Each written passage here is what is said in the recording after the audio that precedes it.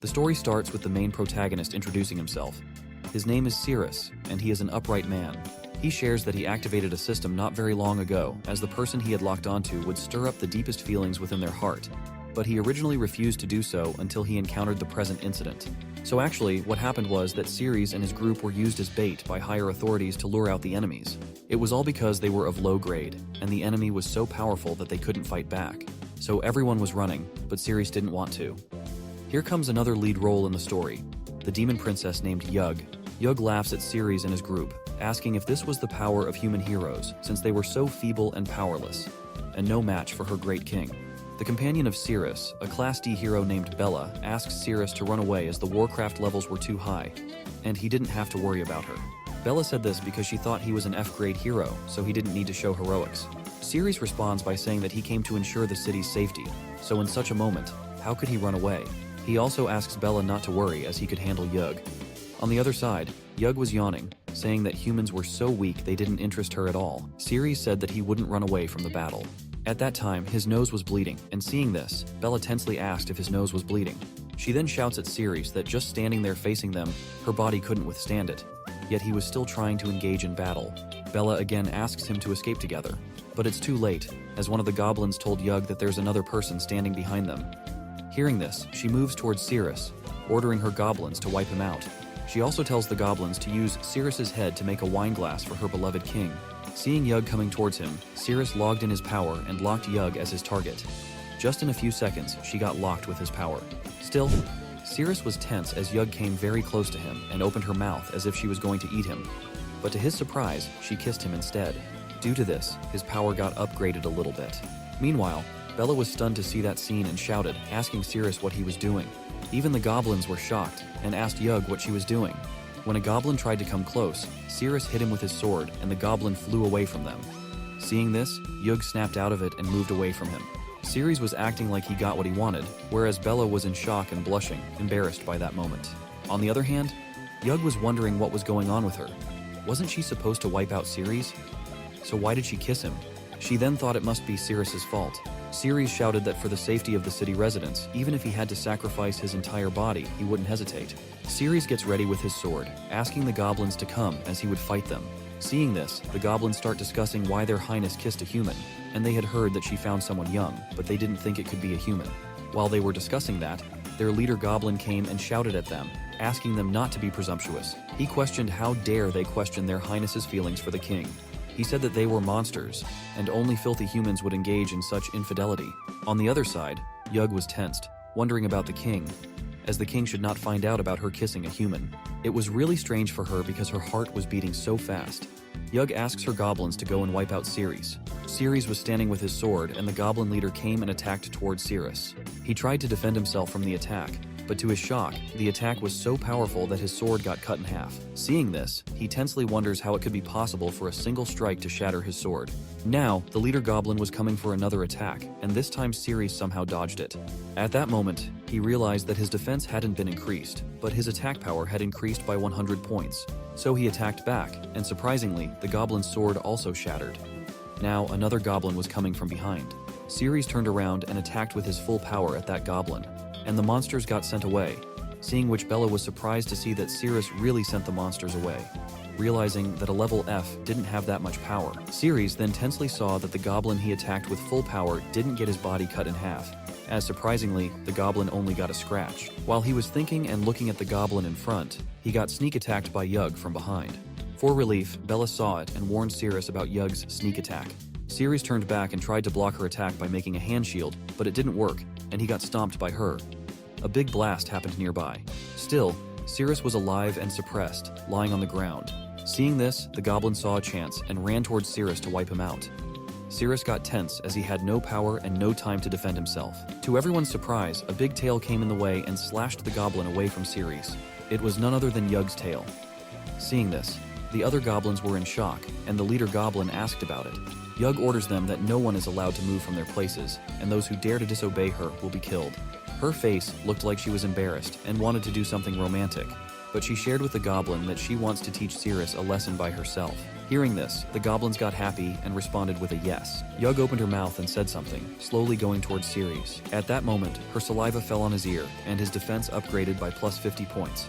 Seeing this, Cirrus was wondering whether it was the price he had to pay for his power, as letting an upright person like him go through such things was simply an insult to his character. But then he thought that compared to the safety of the city residents, a little insult didn't matter much. Meanwhile, Yug was also confused about her actions, as she was strangely taking the initiative to do such things to a human. Thinking about it, she got frustrated. As a monster, she should stop it. But when she tried, it didn't work, as her body wasn't obeying her orders. Again, the goblins, seeing the scene, were confused, as their highness wanted to kill the human, but it was looking like something else was happening. Hearing this, the goblin leader again told them that they were being presumptuous, so they should open their dog's eyes and see it clearly, as their highness was looking for a breakthrough with him. If they didn't understand, they shouldn't speak recklessly. Slowly but surely, his defense and attack power rose up, so Cirrus was wondering whether now he would be able to deal with the group of goblins. He tried to take out his broken sword, but the goblin leader saw it and warned Yug, so Yug grabbed his hand with her tail and then choked his neck. She then held him up in the air with a furious facial expression. Seeing this, the goblins got happy and started jumping in happiness, as their highness really wanted to wipe out Cirrus. But again, she held back because of her strange behavior and will. She then went very close to him and asked if he dared to fight against them, the monsters. So, she threatened to strip him now, and saying that, she pulled his t-shirt and tore it into pieces. She told Cirrus that she wanted to show the humans the difference between their weak bodies and the bodies of monsters.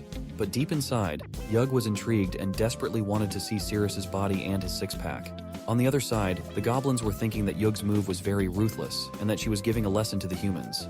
Meanwhile, Cirrus got tense as his armor got torn, but he noticed that Yug's hand was coming towards him. So he tried to brace himself, believing that he could definitely hold on and couldn't let her get any closer. On the other hand, Yug was tense and also feeling romantic, knowing that it was happening from her deep heart. But she also tried to endure that and didn't act on it. Still, both couldn't endure and hold back, as now she was putting both her hands on him and was very close, with lustful eyes and mouth. Finally, she kissed him. Due to her teeth, he felt pain while kissing, and he realized that his current strength wasn't enough to fight those monsters. Bella was also confused and embarrassed, wondering whether they were fighting or engaging in romance.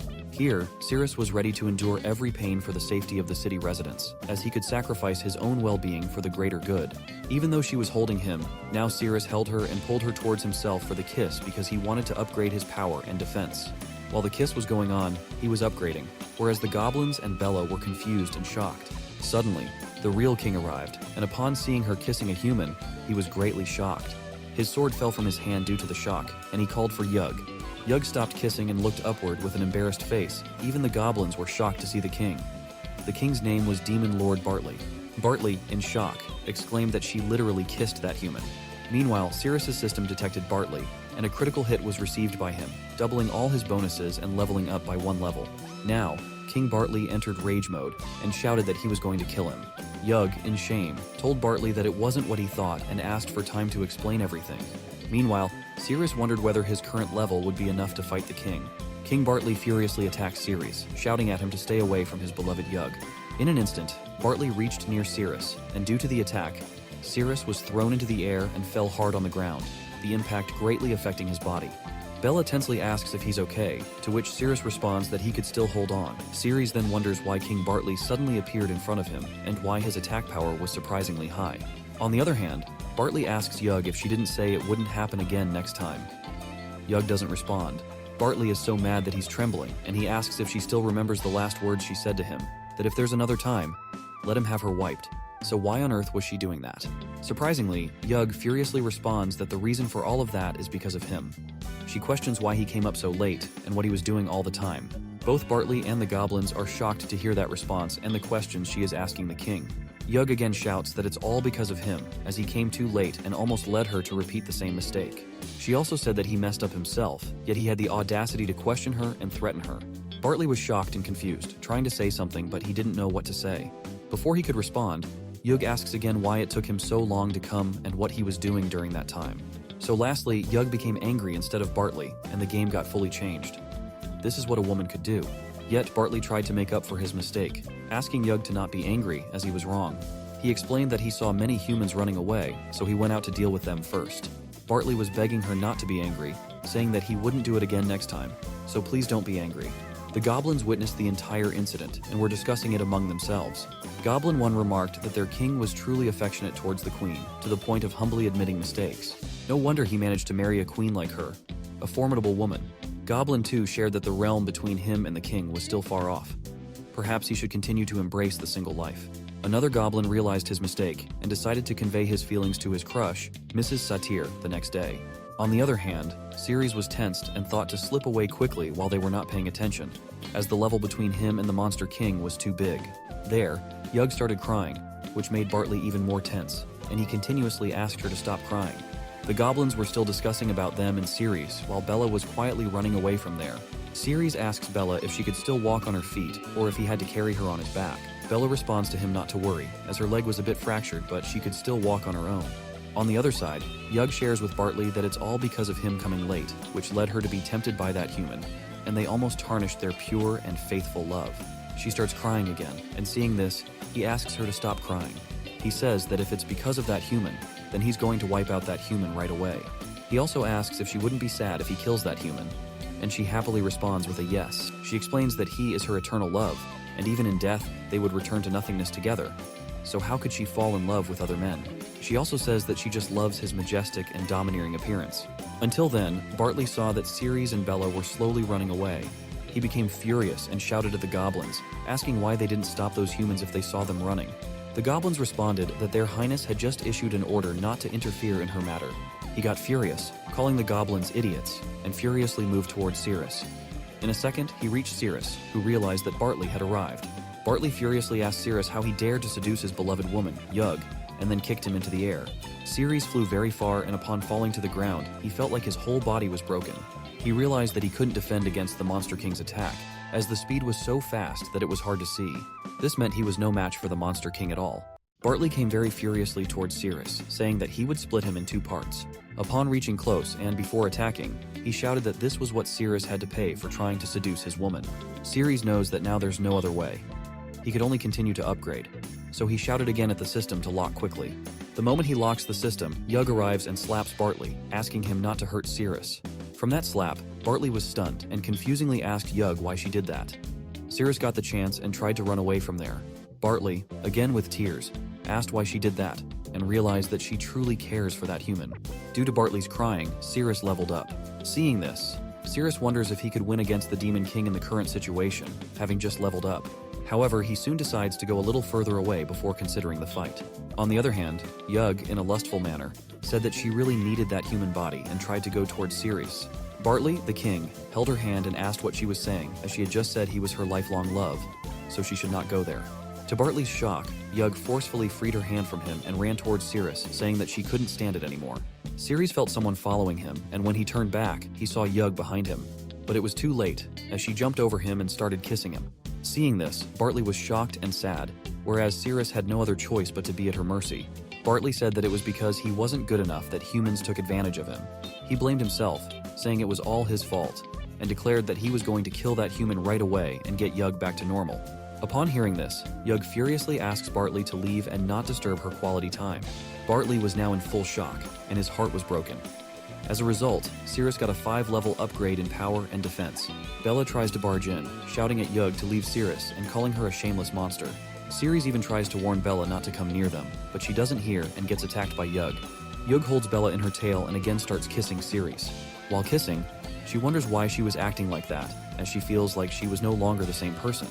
But deep down, she feels a sense of joy in doing it. Suddenly, Bartley stands up and shouts that Yug lied to him, as all the things she said were lies. He wasn't willing to give in, and Bartley goes to attack Yug. The moment he reaches them and is about to attack, she turns back and sees Bartley. Seeing her face, Bartley feels weird and shouts, asking his sword to stop from attacking her as he loves her so much. But still, Yug didn't care at all and turned back towards Cirrus to kiss him. Seeing her again kissing Cirrus, Bartley had a complete breakdown. Furiously, he holds his sword and starts doing something, and as a guess, it could be a self-destruction. Here, Cirrus's system detected Bartley's complete breakdown, and Cirrus had an upgrade of +3 levels in his powers. Seeing Bartley like that, Yug asks what he wants to do, while the goblins got scared and were thinking about running. One of them shouts at the goblins, asking if they want to die, and if not, they should run. Something was happening to Bartley, and on the other side, Cirrus reached level 10 and his new skills unlocked. As Cirrus acquired a new skill, he took his sword and slashed away at Bartley with it. The new skill was known as Swift Body Slash, in which his sword could transform into a phantom and swiftly appear within a 5-meter radius of the enemy, executing a decisive strike. Seeing this, Yug also got stunned that Bartley was defeated in one slash. Cirrus wonders that if he keeps upgrading, he should acquire some more skills.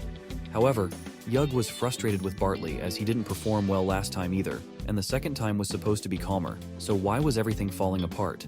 Actually, she was expecting Bartley to be a weak guy, and it turned out to be just as she expected.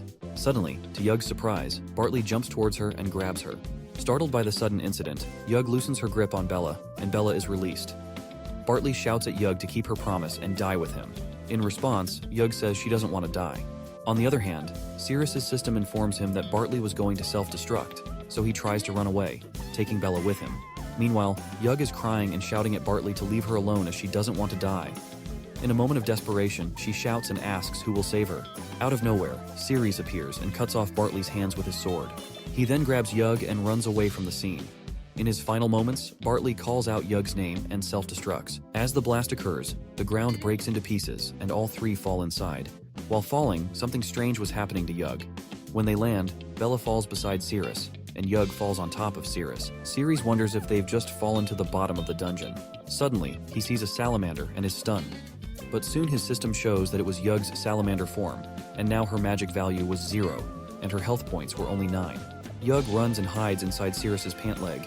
Meanwhile, Bella regains consciousness and slowly tries to stand up, wondering about Cirrus. However, in the process, she ends up in a crawling position and somehow gets into a weird position with Cirrus. At that moment, Cirrus receives a notification that he has been rewarded with the Naya map of the dungeon for defeating the Demon Lord.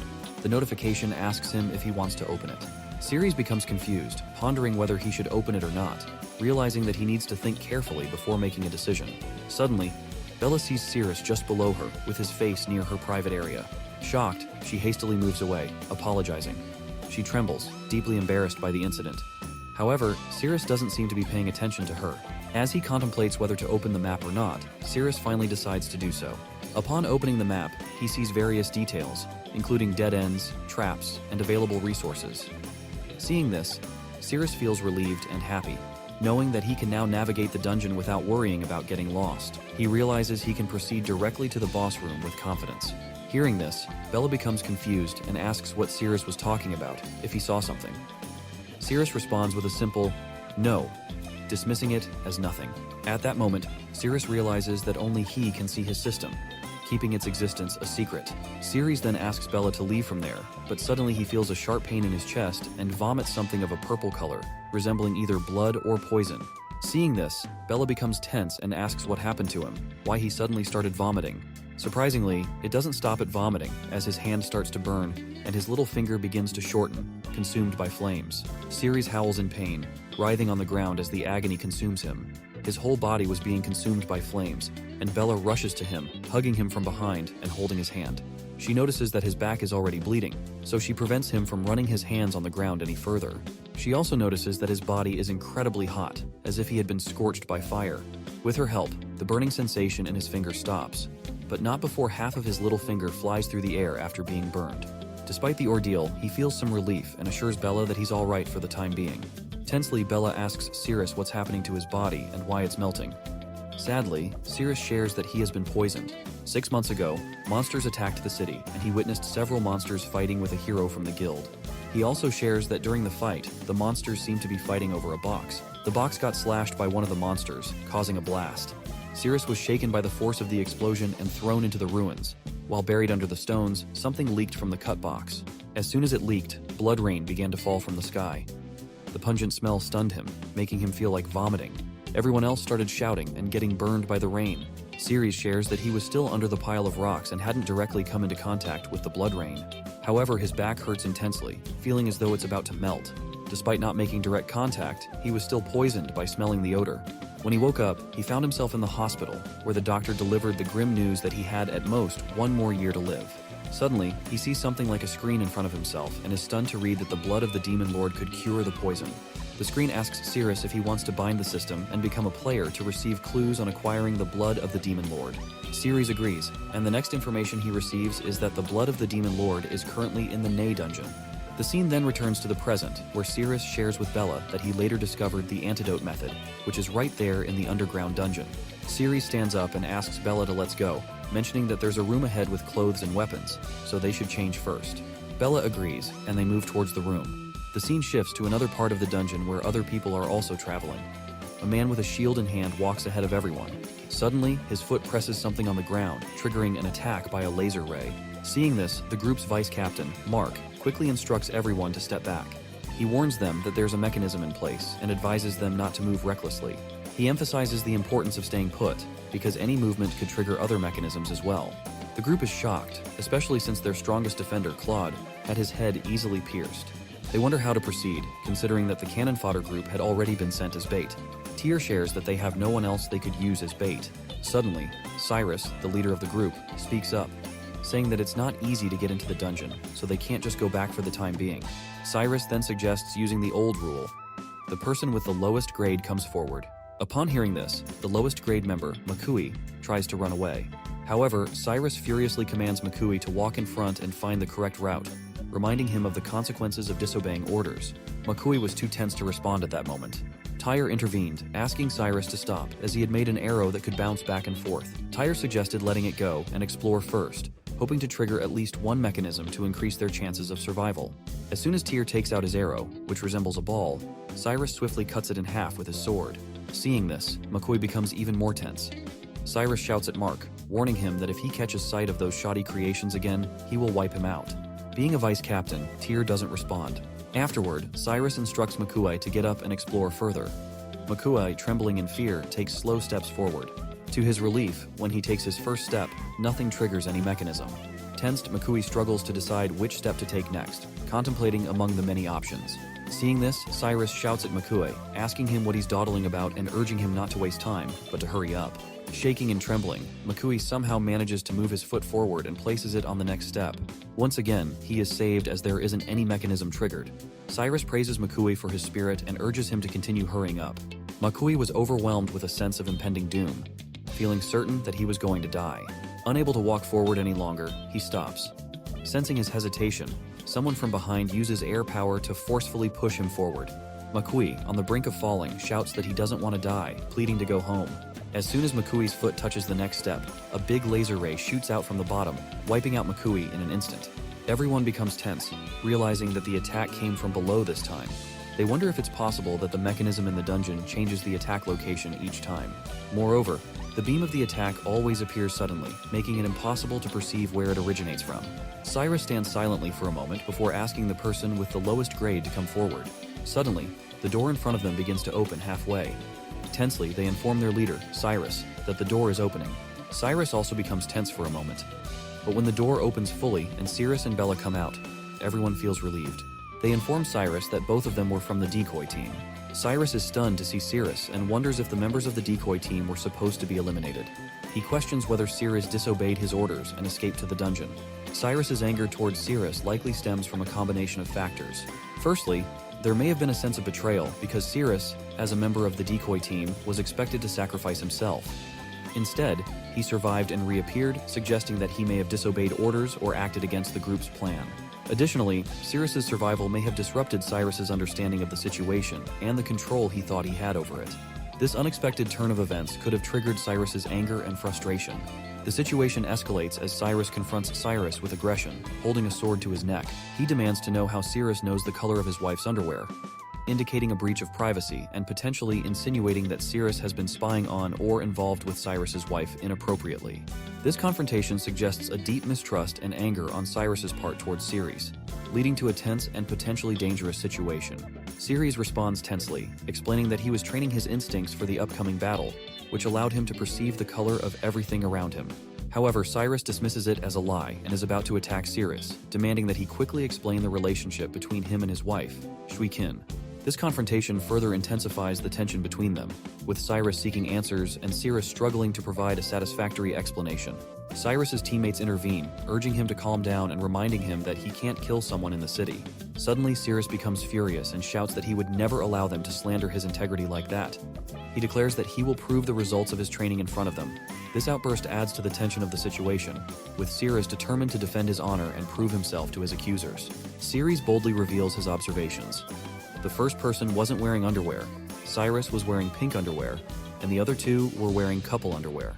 Upon hearing this, the first person urges Cirrus to eliminate Cirrus immediately, but the others oppose the idea, asking them not to take such drastic action. This revelation adds another layer of tension to the situation, with conflicting reactions among the group members. They express concern that if Cirrus were to eliminate Cirrus in the city and the body were discovered, it would cause unnecessary trouble for everyone. Cirrus asks for their suggestions, and they propose the idea of putting Cirrus in the bait group. This would eliminate their need for direct involvement in Cirrus's fate and potentially mitigate any fallout if his body were to be discovered. As the scene returns to the present, Cirrus wonders how he ended up encountering a raiding party when he had only come there to exchange equipment. It appears that they are lost, adding to the confusion of the situation. Cirrus then commands Cirrus to come to them, asserting his authority as a captain. Hearing this, Cirrus wonders if Cirrus once again wants the lower-level members to walk through the mechanisms as bait. Before Cirrus could respond, Tyr advises him not to move and shares his suspicion that Cirrus and Bella managed to survive, implying that they may have found a safe route. He suggests following their route to avoid the mechanisms, thus sparing the team members from unnecessary risk. Cirrus responds by emphasizing the urgency of defeating the big boss of the C-grade dungeon. He mentions that they have already sacrificed numerous valuable combat team members for this cause, and there's no time to turn back now. Cirrus challenges Mark, asking if he's truly acting in the best interest of the team. He suggests that if Tyr doesn't agree with his decision, he is free to leave. This highlights the conflicting priorities within the group and the tension between Cirrus's determination to press forward and Mark's concern for the team's safety. Mark's silence speaks volumes as Cirrus turns his attention back to Cirrus. He questions whether Cirrus's intuition has been trained and asserts that it's time for him to contribute to the team. Cirrus warns Cirrus to understand the consequences of disobeying orders, indicating that he expects full cooperation and participation from everyone. Despite agreeing to Cirrus's request, Cirrus hesitates when Bella raises concerns about the road ahead. She suggests looking for another route and finding solutions to the issue they may encounter. Cirrus pauses, realizing the validity of Bella's concerns and the importance of considering alternative paths for their safety. Cirrus responds by reminding Bella that Captain Cirrus had already given the order for him to proceed. He reassures her not to worry, confident that he will be fine. With determination, Cirrus takes the first step forward without any hesitation, surprising everyone with his resolute obedience to Cirrus's command. As Cirrus proceeds, the others wonder if he's being too reliant on his intuition to predict the mechanisms. However, the map is guiding Cirrus, indicating that he should take 3 steps forward and then turn left 2 spaces. This suggests that Cirrus may have a combination of intuition and strategic planning at his disposal. Without hesitation, Cirrus moves 3 steps forward. Everyone is stunned when he doesn't get hurt even after taking 3 steps, attributing it to luck. As Cirrus continues to move forward without triggering any mechanisms, the others become increasingly shocked, wondering why he hasn't encountered any traps yet. 1 step forward, Cirrus hesitates before placing his foot down. Cirrus, noticing this hesitation, becomes hopeful and asks if Cirrus has detected the mechanisms. However, Cirrus responds negatively, indicating that he hasn't. Everyone wonders how Cirrus could possibly know the right path, considering that gathering information on just the first half of the dungeon's terrain cost over a dozen intelligence agents. Their thoughts are interrupted as Cirrus jumps over a step. Everyone assumes that Cirrus's success relies solely on luck, especially since they believe an F-grade hero like him lacks the qualifications for intelligence. This reinforces their belief that Cirrus's progress is merely a result of chance rather than skill or knowledge. As Cirrus jumps due to losing his balance, Cirrus becomes tense, wondering why the mechanism wasn't triggered. The map instructs Cirrus to take 5 more steps forward. Hearing this, Cirrus becomes happy, realizing that he's almost reached his destination. Despite the initial misunderstanding, Cirrus continues to follow the guidance of the map, eager to reach his goal. Everyone is shocked to see Cirrus approaching them without triggering any mechanisms along the way. They question how Cirrus managed to navigate through the dungeon without setting off any traps, and whether he can truly rely solely on intuition to sense the mechanisms. Cirrus's seemingly flawless progress raises doubts and curiosity among the group, wondering about the true extent of his abilities. Cirrus informs Cirrus that his progress was the result of his training and denies any wrongdoing with Shuikin. However, Cirrus remains skeptical, putting his sword to Cirrus's neck and expressing doubt about the validity of Cirrus's intuition, considering it nothing more than luck. Cirrus asserts that luck eventually runs out and orders Cirrus to lead the way from there if his intuition is truly reliable. Suddenly, Cirrus saw some mushrooms on the ground. The map indicated that the mushrooms were known as kale mushrooms, and when consumed by monsters, they increase stamina and relieve soreness. However, if a human consumes them, they may cause diarrhea. Upon learning about the mushrooms, Cirrus wondered whether Yug was hungry. If so, he thought about picking some mushrooms for her to eat. Cirrus then picked the mushrooms and pretended to like them as if he intended to eat them himself. While picking up the mushrooms, Cirrus was wondering if it was too bad he was a human, so maybe only licking them wouldn't hurt him. He was actually doing that because he didn't want to show that he had Yug. But Cirrus noticed Cirrus picking something up, so he asked about it. Cirrus was about to explain about the mushroom, but before he could, Cirrus snatched it from his hand and ate it, saying that after conquering the dungeon, all resources of the dungeon belonged to the Heroes Guild and his Crusade Squad, and that Cirrus wasn't qualified to take anything without authorization. Cirrus again ordered Cirrus to get to the front. Cirrus responded that there were no traps behind the door and they could proceed directly. Cirrus then said that if that was the case, Cirrus should go ahead and open the door. Cirrus was stunned. Seeing this, Cirrus asked what was wrong and added that he wouldn't let his team members with combat skills take the risk. He told Cirrus to stop nagging and go open the door. Cirrus approached the door and was about to open it, so Cirrus ordered everyone to stay alert. However, the mushroom started to take effect, and Cirrus began having stomach problems. He became tense and wondered what was wrong with his stomach. On the other hand, Cirrus easily opened the door. Tyre again asked everyone to stay alert, as something unexpected might pop up suddenly. Slowly, people near Cirrus started smelling something bad, and it was none other than the gas Cirrus was releasing. Cirrus knew this wasn't good for him. Meanwhile, Cirrus started moving further inside. Cirrus shouted and asked what was in there, but deep down, he was tense, wondering why his stomach was acting up at such a crucial moment, and whether he should apply a bit more pressure when gripping. Suddenly, he realized that the mushroom from earlier might be causing it. He decided he couldn't risk intense movement now, as it would start leaking. With a weird smile, Cirrus told everyone that, from his observation, there were traps everywhere in the area. Suddenly, out of nowhere, Cirrus started running, asking his teammates to keep up with his pace and run together. Cirrus shouted at Cirrus, telling him he wasn't allowed to run and to walk slowly. It was an order. However, Cirrus didn't hear it and kept running. Everyone else was running behind, wondering what was wrong and why they were running. They speculated if there was something behind them. Meanwhile, Cirrus released gas due to his upset stomach. He became even more tense as he realized he couldn't hold it any longer. Smelling the odor, everyone thought it was something dangerous, so they started running faster. Someone remarked that the smell seemed familiar, to which Cirrus, embarrassed, shouted at the person, asking them to stop talking nonsense and telling everyone to keep running. Otherwise, they would get poisoned. Upon reaching a place, Cirrus stopped due to exhaustion. Cirrus furiously called out to Cirrus. Cirrus asked what was wrong. Cirrus then asked if Cirrus knew the properties of those mushrooms and if he ran on purpose. Cirrus acted innocent and responded that he didn't know what happened to those mushrooms. Cirrus thought for a second and responded with a dismissive "no," as if it was nothing. A teammate of theirs came and asked Cirrus to sit on a stone and take a rest, but Cirrus furiously kicked him, urging everyone to pull themselves together and keep moving forward.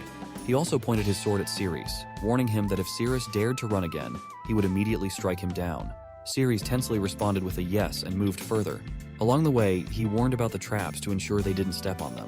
It was highly effective, as just beside them, a dragon was sleeping, and if they stepped on that tile, it would awaken.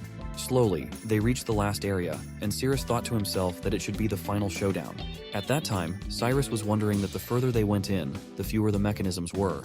Not a single mechanism had been triggered, and they also hadn't encountered a single monster all the way. So, Cirrus speculated, could it be that Cirrus had been in the dungeon before? He also thought about what he was thinking. It couldn't be possible that Cirrus had been in the dungeon before, as if Cirrus was with his team. He probably would have been eaten by the D-level monster at the entrance, let alone reaching where they were. Suddenly, Cirrus interrupted his thinking, saying that if they went further, they should almost be at the big boss's room.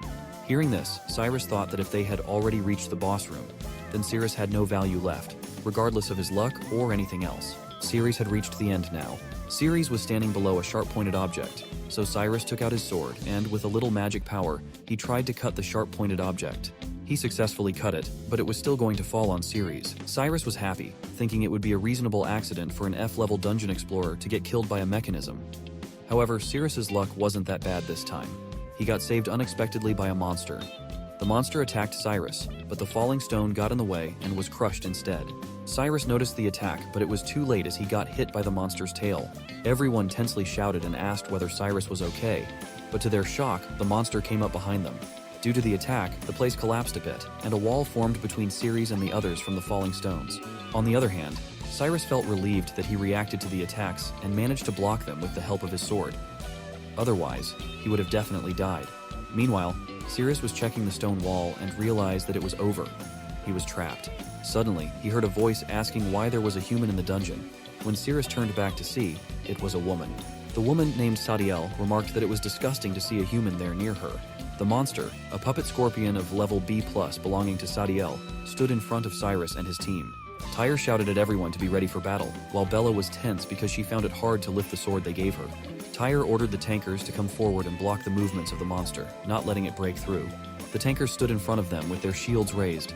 Tyre then instructed the archers to quickly shoot from behind, taking advantage of the distraction created by the tankers. The archers followed the order and shot arrows at the monster. The arrows hit the monster, prompting Tyr to instruct the archers to keep shooting. However, the monster roared loudly, exerting a force that repelled all the arrows shot at it. Everyone also found it hard to stand in that force, and Tyre was shocked that the sheer force of the monster alone repelled all the arrows and their attacks had no effect. Suddenly, Cirrus stood up and asked why they were all standing still like statues, and that they should not be frightened by the aura of the monster. Cirrus tried to motivate them, saying that there was just one monster and they could defeat it easily. Meanwhile, Cirrus also heard another voice and wondered if the voice he heard was that of another monster. Out of nowhere, a scorpion tail came towards Cirrus to attack, but somehow Cirrus dodged it, wondering what it was. Just then, the scorpion itself tried to attack Cirrus with a lunge, but Cirrus once again dodged it. He then stood still and asked the monster to taste his fist with 3190 attack power. With just one punch from Cirrus, the scorpion puppet's body got a hole, and slowly all its parts blasted and scattered here and there. Sadiel was impressed seeing that Cirrus actually shattered one of her scorpion puppets with just one punch.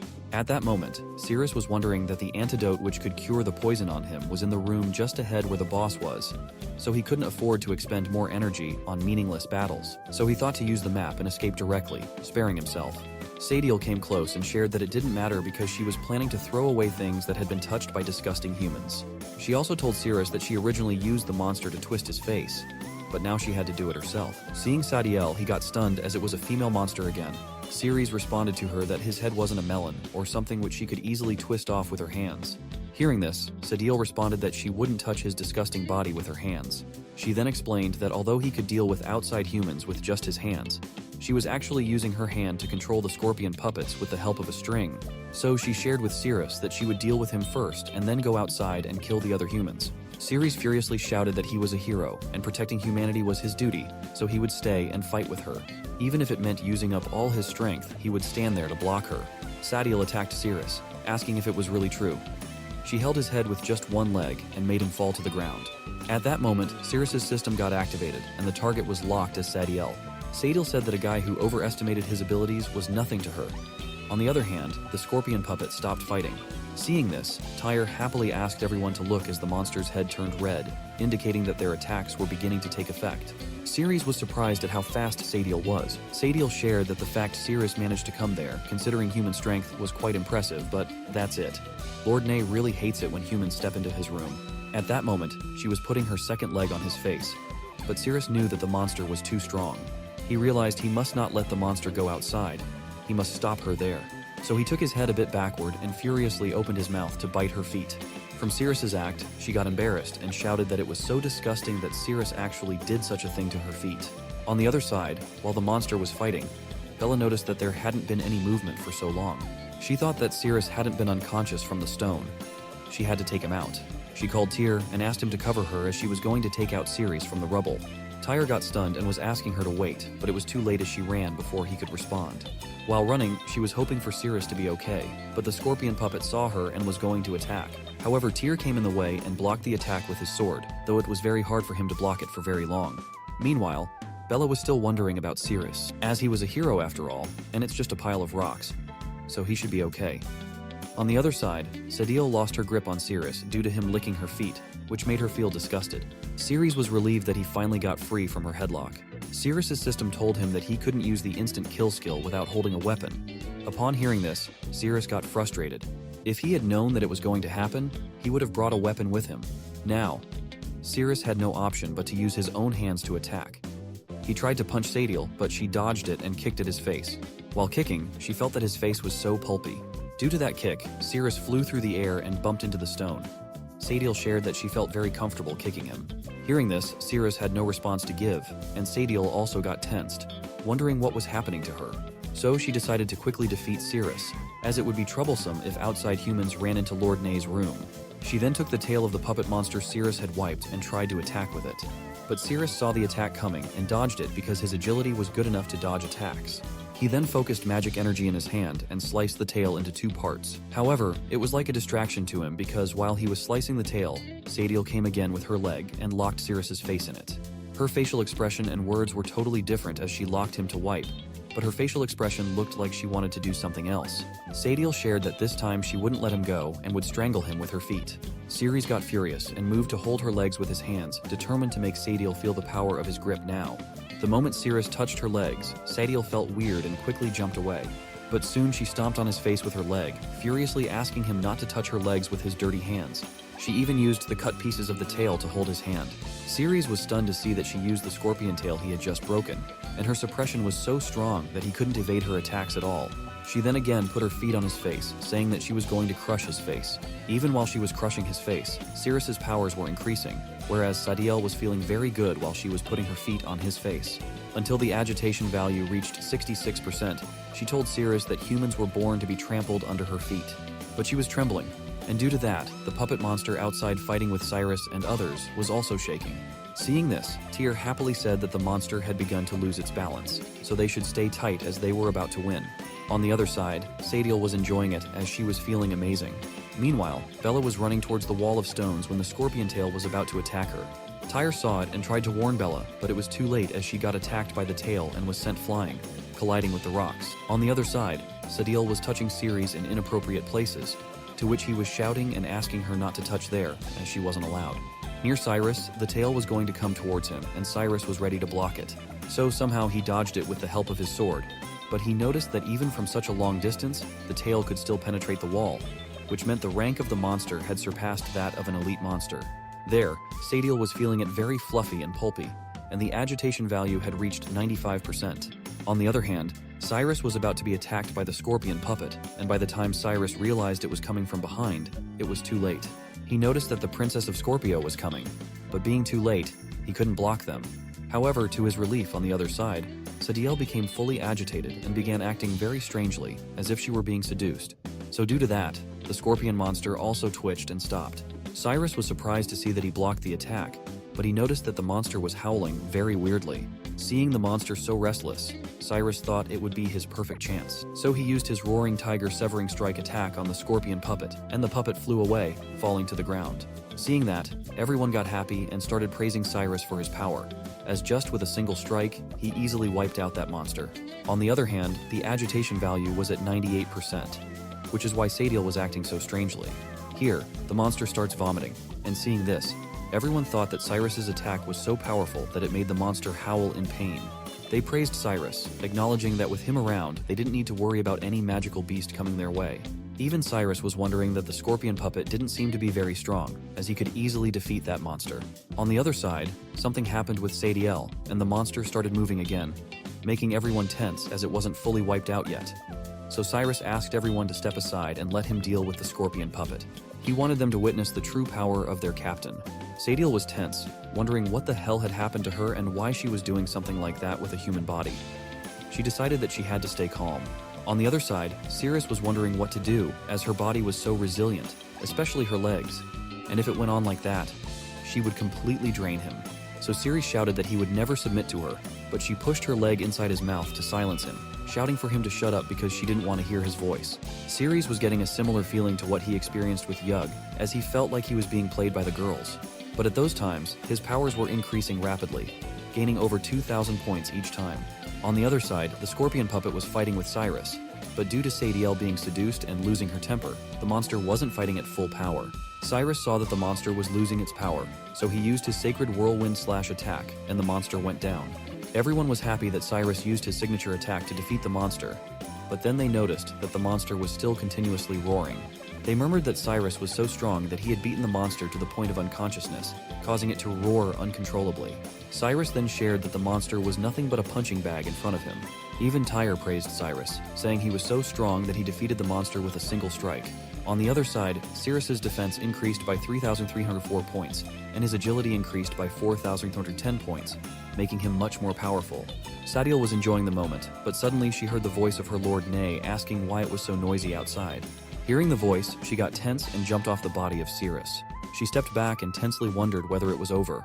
As for a moment, she had actually forgotten Lord Ne's command. She must quickly wipe out the filthy humans and make amends for her mistake. Lastly, Cirrus's attack power increased by 10,000 points. He became so powerful that he exuded a killing aura and asked Sadiel whether she still wanted to continue playing with him. Sadiel got tense seeing his atmosphere, as it was completely different from before. Cirrus's chilling and oppressive presence was like that of Ne-sama. She wondered if she had to fight against someone like him. Seeing his killing intent, she ran away from him. Ceres was confused about why she ran away and whether he should go after her. However, he decided to forget it, as his goal was to obtain the blood of the demon god in the boss room. It was better not to consume physical strength, as Sadiel had already drained too much of his energy. On the other side, while everyone was praising Cirrus and his bravery, Bella tensely ran towards the walls of rock to find Cirrus. But before she could reach the wall, she saw someone breaking it with their legs. When Cirrus came out, he was surprised to see Bella. Bella asked him if he was alright and if he didn't get hurt. Cirrus responded that he was completely fine. But Bella, still observing everything, noticed that he was covered in dust, and she expressed concern that while it might not show on the surface, there could be internal injuries. She even suggested that he let the medical team take a look. Cirrus laughed and responded that he was truly fine. So Bella told him that if he felt unwell, he should let her know immediately. Cirrus responded with a simple, "Okay."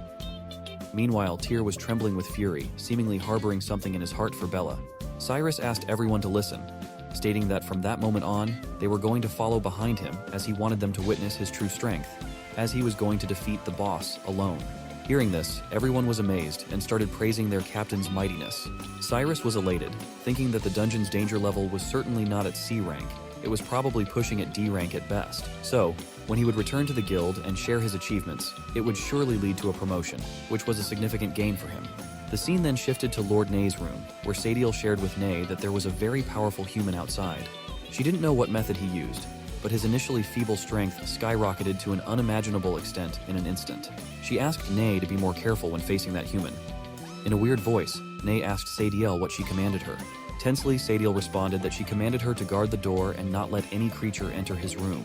Upon hearing this, Ne furiously asked if she knew that, then what the hell was she doing out there with that human? Sadiel got tense and was about to respond, but before she could, Ne attacked her. A great blast occurred behind her, but the ray of light passed through her, instantly defeating her. Ne shouted that she didn't want to hear her lame excuses. After that, Ne picked her up with magic and threw her onto the corpses of many monsters and humans, saying that she should just become firewood. At that moment, Sadiel was murmuring that she didn't want to die yet. When Sadiel got thrown onto the corpses, a pond emerged with a green liquid substance inside. Ne shared that after waiting so long, she had almost finished using thousands of humans and monsters as firewood, and the blood of the demon god had finally begun to boil. Suddenly, someone barged into Ne's room by breaking the door. Hearing the sound of the door getting broken, Ne turned back and asked who was so brave and dared to set foot in her room. Cirrus responded that it's him, her daddy, who came to beat the hell out of her. Cirrus saw the blood of the demon god, and his system told him that the blood of the demon god could eliminate toxins in his body after consuming it. Ne asks if Cirrus was the powerful human that Sadiel mentioned. Cirrus also wonders if the green blood was the one that could detoxify him. Cirrus then asks everyone to listen to him, stating that no one was allowed to take action without his command, as he wanted to take on the boss of the C-rank dungeon by himself. Everyone starts cheering for Cirrus to go and defeat the boss, showing the power of humans and what they could do. Cirrus was amazed to see that the thing placed on that platform was actually the blood of the demon god. Meanwhile, Cirrus was running towards Ne to defeat him, and everyone else was cheering for Cirrus. Upon reaching close, Cirrus jumped in the air and told Ne to feel his terror. However, Ne just used her thumb to counterattack, and in that attack, a fierce yellow light ray emerged, burning all the armor Cirrus was wearing. Cirrus also got thrown into the air and crashed into the wall. Seeing this, everyone got shocked and ran towards Cirrus to ask if he was okay. Ne asked if they only had Cirrus as the most powerful human being, and concluded that Sadiel was really useless. On the other side, Cirrus was shocked and wondered that the monster's attack didn't make any sense, as it shattered his A-rank armor with just one strike. Fortunately, he was wearing the S-level soft dragon scale armor that his brother gave him underneath. Otherwise, he would certainly have bid life goodbye. His teammates asked if he was alright, but Cirrus was still lost in thought. wondering what was going on with the underground dungeon and why there were so many differences in strength between monsters. He thought that it wasn't a good idea to fight those monsters head-on, so it would be better to use his team members to exhaust the monster's strength first. Then he would take action when the monster didn't have much strength left. In this way, his chances of winning would be a bit greater. Cirrus stood up and asked everyone to follow his order, charging forward and showcasing their own expertise. However, Tyr interrupted him, suggesting that a full charge assault without formation could result in many unnecessary casualties. He recommended sticking to their previous formation, with tankers using their large shields in front. Cirrus furiously asked Tyr whether he was questioning his judgment or trying to defy his commands. Tyr tensely responded that he wasn't daring to do so. Cirrus then told Tyr to stop talking and do whatever he was ordering. Cirrus then ordered everyone to pick up their weapons and charge forward, assuring them that he was their solid support and there was no need to be afraid. Everyone agreed and moved angrily towards the dungeon boss, Nay.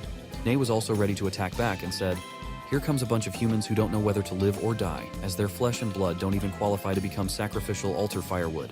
Nay then shouted that she wanted to show them the difference between humans and monsters, and unleashed her despair-inducing disparity attack on a large scale. Most of them were burned down in that attack. Ceres held Bella and Mark, getting them out of the range of the attack. Most of them were burned, and some were injured. Even Cirrus somehow managed to escape the attack, but his sword was burnt to ashes. Cirrus was shocked to see his own sword destroyed. Nay then flew off into the air and asked Cirrus if he didn't say he would make her feel the sense of terror. Cirrus realized he couldn't win in this situation, so he quickly thought of running away from there. Tyr was stunned to see the burned bodies of his teammates, but to his surprise, he saw Cirrus trying to run, shouting at everyone to retreat. Those who were still alive listened to his command and left the boss room. Tyr got furious hearing that from Cirrus's mouth. But to Cirrus's shock, his hand was grabbed by someone. When Cirrus looked back, it was none other than Cirrus. Ceres held his hand, saying that Cirrus had just said he was the solid support for the team members, and his battle against the boss wasn't over yet, so Cirrus couldn't leave. Cirrus tried to shake his hand to free himself from Cirrus's grip, but it didn't work as he couldn't loosen Cirrus's grip. Cirrus told Cirrus that he was the team captain and his words were law. If Cirrus wanted to stay and die, he was happy to do so, but he didn't want to drag Cirrus into it. Even Nay furiously asked how Cirrus dared to trespass in her domain and wreak havoc in her room, yet still wanted to escape now. Nay then went for another attack. Seeing this, Cirrus got scared and tensely started shouting at Ceres, calling him a fool for not looking back, as the dungeon boss was about to unleash the same light beam again. He even tried to run by pulling his hand, but he was shocked to see that he wasn't able to pull his hand away, and wondered why Cirrus had such a strong grip. Cirrus again asked Cirrus to let go, as the boss was aiming at them. But Cirrus wasn't moving, so Cirrus got furious, thinking that he could defeat the boss on his own and also couldn't pull his hand away from Cirrus. In his fury, he tried to lunge at Cirrus, but Cirrus grabbed his hand and twisted it. Due to the pain, Cirrus howled in agony. Cirrus then pulled Cirrus towards himself and picked him up, preparing to throw him towards Nay. He shouted that as the captain, Cirrus must stick to his words. The moment Nay unleashed her attack, Cirrus threw Cirrus towards the beam, saying that he should be a solid support for the team members. He instructed Cirrus to block the boss's attack with his body and cover his teammates for the retreat. Cirrus directly barged into the beam of light, allowing everyone else time to retreat. They ran outside while Cirrus got injured by the beam. One teammate got stunned upon seeing this. After that, Cirrus furiously looked at Nay, shouting that it's his turn now. Bella shares that she wants to stay. Tyr also agrees with Bella, saying that he too wants to stay and deal with the monster. Bella responds that he doesn't need to stay, as she is staying because of Cirrus. Tyr shared that he knows, but he was the first-ranked B-class hero, and he came to eliminate monsters, so he would never run away. He also expressed that he didn't want to take command from that idiot Cirrus again. On the other side, Naya asks Cirrus why he didn't run away even after witnessing her power, insinuating that Cirrus was looking down on her. Nay then goes to unleash the beam again, but Cirrus counters with the swift body slash, causing Nay to tense up and move her hand back. Nay became furious as Cirrus was so fast, but to her surprise, Cirrus started running towards the altar of the demon god's blood. Nay began to wonder why the human was running towards the altar. Soon, she wondered if it could be possible that the guy's goal wasn't to kill her, but rather to obtain the blood of the demon god.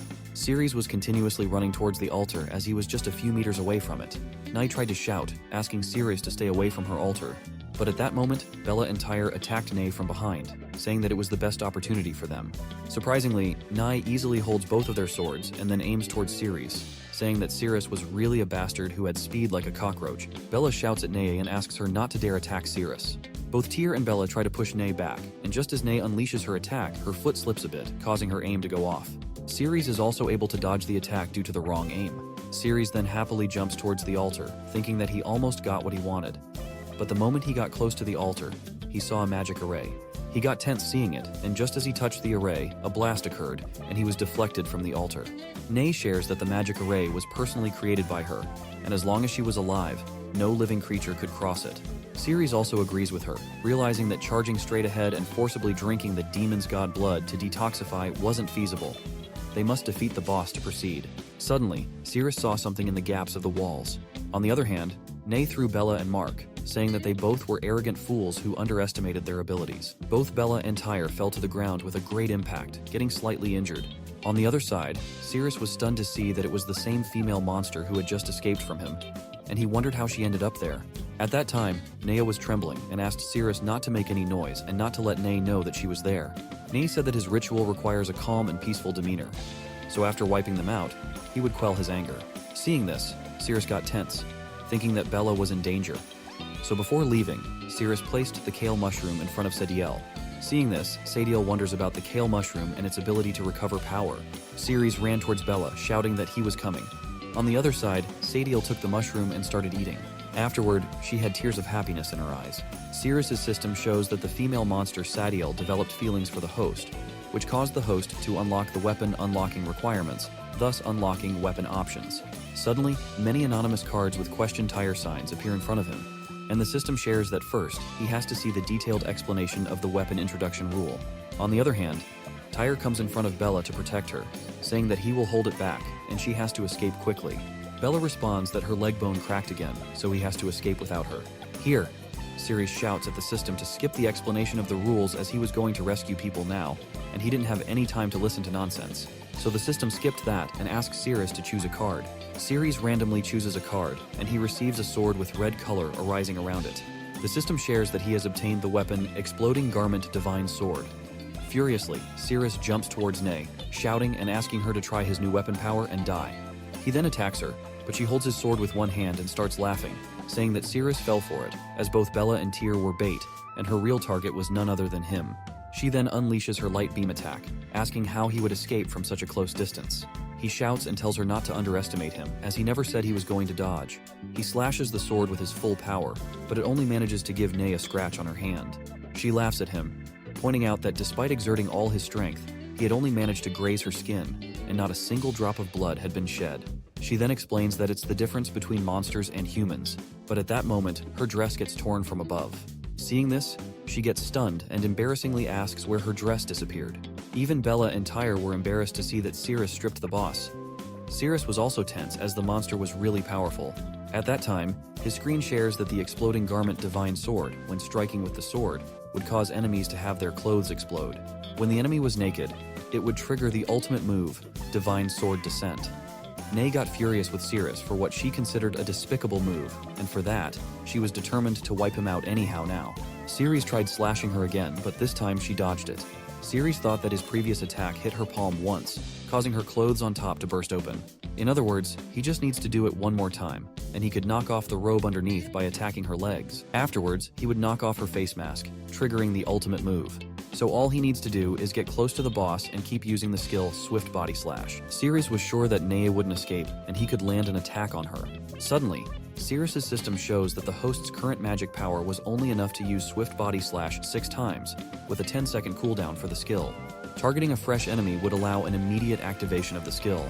Hearing this, Cirrus got disappointed, considering the skill to be ineffective. The system asks if Cirrus wants to turn off the skill, but Cirrus responds with a firm no.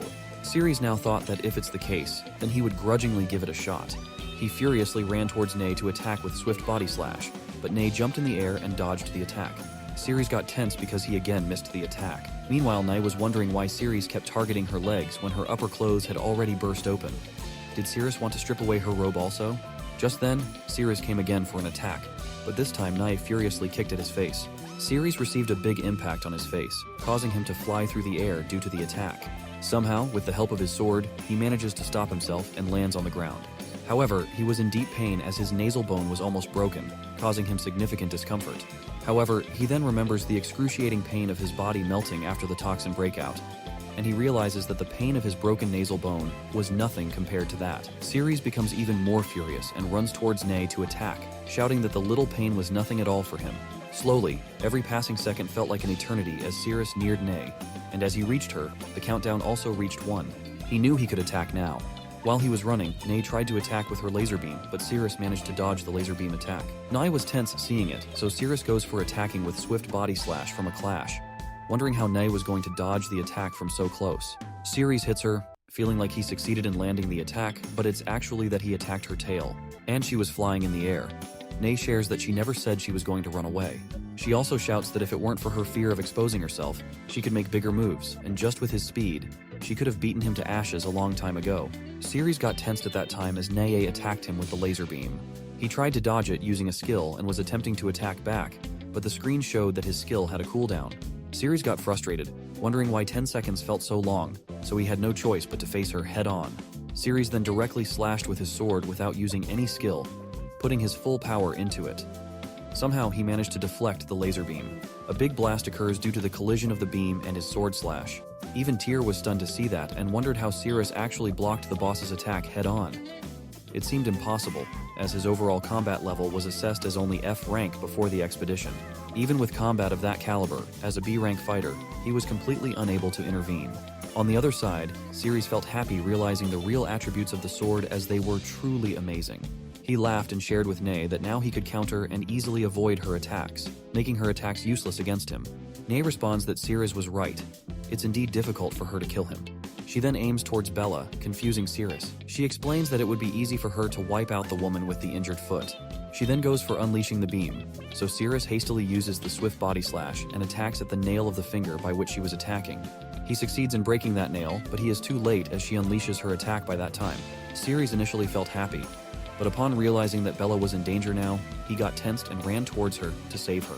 Seeing this, Nae laughed and shared that she knows stupid human beings always do those kinds of hero-saving things, which is why heroes always end up being killed by villains from behind. She lastly told him that he had been fooled and attacked with her second hand. On the other hand, Cirrus realized that he had been too late to run towards them, and now he had only one choice left. Knowing that the swift body slash would work immediately when he changed the target, he locked Bella as his target and used swift body slash. So with that, he was able to block the attack. But in the process, he breaks the armor of Bella and Mark. Even Tyr was stunned to see that the aftermath shattered his armor. Nae was shocked to see that Cirrus dodged it again. Suddenly she noticed that the altar was showing some weird actions, and she realized that she was so preoccupied with the battle that she forgot to add firewood to keep the demon god's blood warm. If she didn't immediately sustain the temperature of the altar, all the effort made up until now would be wasted, and she would have to wait another 100 years. On the other side, Bella starts acting as if she is getting seduced and wonders why she is feeling so weird and why her body feels so hot. His system shows that the agitation value had already reached 91%, indicating that she was already feeling something for Cirrus, and now she was locked in, so she had even more attraction for him. Bella gets close to Cirrus and holds his face as if she was going to kiss him. Seeing this, Tyr was also stunned. While she was so close to kissing him, Cirrus remembers a past memory when Bella was 8 years old. It shows that she looks really scary. She asks what he is looking at, if he's never seen a gorgeous woman before, or if he wants to kiss her. The scene returns to the present where Cirrus tensely moves back, saying that he didn't want to kiss her. Tyr also asks Bella what's wrong with her and whether she was going to kiss Cirrus. Bella starts wondering whether she just took the initiative to kiss Cirrus, that her body moved on its own accord, and she even stuck out her tongue, all while they were still in the midst of the battle. Bella was getting tense and feeling very embarrassed, her whole face turning red. Tyr furiously asks why her face was still so red and why she was sweating. He questions whether she was poisoned or if she was just hallucinating and her body was out of control. Right. He was so sure that she was hallucinating, otherwise she wouldn't have done such things. On the other hand, Nae was focusing on the altar, as once the demon god's blood chills, it would take another 100 years to boil it again. She then pulls the corpses of the monsters and humans, sharing that she didn't want to wait that long again. So this time she must completely burn the blood of the demon god dry. Hearing this, Cirrus got tense and asks whether Nae really wants to burn the blood of the demon god dry. He then thinks that he must stop it quickly, but the boss was tremendously fast. He could hardly strike the boss. Then there's only one thing left, to let his strength increase to the point where the boss couldn't dodge his strike anymore. On the other side, Nae was putting all the corpses into the altar as the firewood, wondering if it should be enough to raise the temperature of the altar to the maximum. Cirrus wants to instantly trigger the ultimate move of the explosive garment divine sword and wipe out Nae. So Cirrus goes towards Bella and tells her that he has figured out a way to defeat the boss, but he needs her cooperation for a bit. Bella asks what. Cirrus responds that as long as she and he do some romantic things like kissing, cuddling, and so on, he could increase his strength and defeat the boss. Hearing this, both Bella and Tyr feel embarrassed. And even Tyr wonders how Cirrus could say such vulgar things with a serious expression on his face. Cirrus holds Bella's hand and says that he knows it would be hard for her, but he begs her. Bella is so seduced that she doesn't know how to respond, but Tyr interrupts them by pulling Cirrus's hands away from holding her. Tyr furiously says that he thinks it all sounds like bullshit. He believes Cirrus clearly wants to take advantage of Bella, and they are in the middle of a battle, yet Cirrus is thinking about vulgar things. What a pervert Cirrus is.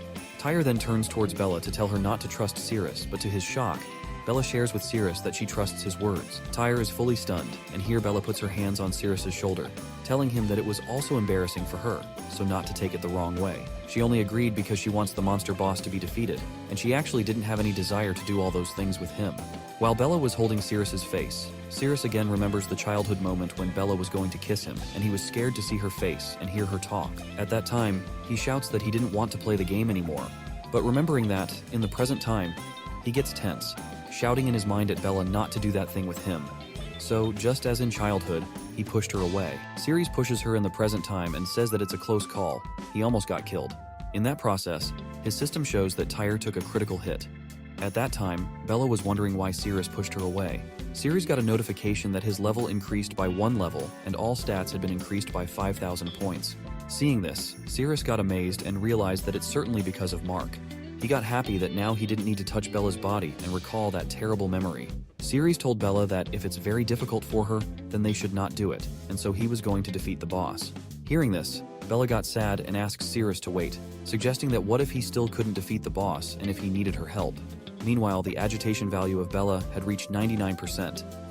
Cirrus responds with a mock face, saying he didn't want her help, and then he runs towards Neye. Hearing a no, Bella feels hurt and asks why. She even wonders why Cirrus didn't have any interest in her at all. Tyr then interrupts her and says that he gets it. Cirrus is stronger than him. That's why she has a crush on Cirrus. But he still wants to ask. Bella asks if it could be that thing again. The scene shifted to Cirrus, where he was wondering that to activate the finishing move, he must hit both the head and the legs at the same time. Earlier, he almost hit the boss's leg, but now all his stats had been increased by 5,000 points, so if he could just find the correct opportunity using Swift Body Slash, he could surely achieve it. On Neya's side, she was confused as the altar was still not connected, wondering why the temperature was still so low. If she didn't fix it soon, the temperature would drop rapidly, so she thought of using the filthy humans to make up for a little bit of warmth. Nai flies towards Cirrus and tells him to be proud, as they were going to become the firewood for her sacrifice, which was the highest praise she could offer to them. She then shares that it's time for her to unleash her full power now, so she starts collecting her full power in the middle to attack all at once. Cirrus was also stunned to see it, as the ball formed with the power was very big. When Neye furiously attacks towards him, he tries to block it with the help of his sword, but while he was blocking, he was getting the notification that his magic points were decreasing rapidly. Slowly but surely, his magic points were coming towards 0. Finally, he somehow manages to deflect the attack, but his whole magic power nearly reaches 0. Now he only has 11 magic points left, and he can't use any skills due to the low magic value. Cirrus got tense, realizing that he had no power left and he didn't know what to do. Neye got happy and told him that she knew his magic power had been depleted, and the battle was over now. Cirrus was wondering what to do, but to his surprise, Bella came and held his face, saying that he clearly needed her help. She then put his face on her chest, which shocked and heartbroken Mark. Cirrus also thinks that Tyr was a good man. Bella also thought that she had already told Tyr a long time ago that she already had someone in her heart, and from childhood to the present moment, it had never changed. Due to her and Tyr getting heartbroken, Cirrus got a 5-level increase in his power, and a glow was emanating from his body. Cirrus realized that there was a surge of power rising within him. He received a notification that all his stats had been increased by 27,500 points. Seeing this, Neye was shocked, thinking that it was impossible. Cirrus should have no room to fight back against her now. Cirrus was now glowing intensely, as if he had gained a superior power. Neye said that no matter how much strength he increased, he was still just a mere human being, and in front of monsters, he was nothing but an ant. But while she was talking, Cirrus ran towards her and attacked with full power. Neye countered, stating that she could always dodge such attacks. However, Cirrus swiftly slashed at her body. Neye didn't realize at the time of Cirrus's attack, but when her mask and robe got torn off, she was stunned to see that he had really destroyed her mask. With that attack, Cirrus' system showed that the ultimate move, Holy Sword Descent, had been unlocked. Ney furiously shouts at how dare he ruin her face. She then gathers all her power and infuses it into a beam the size of a ball. Cirrus attacks Ney as well, and she tries to counterattack.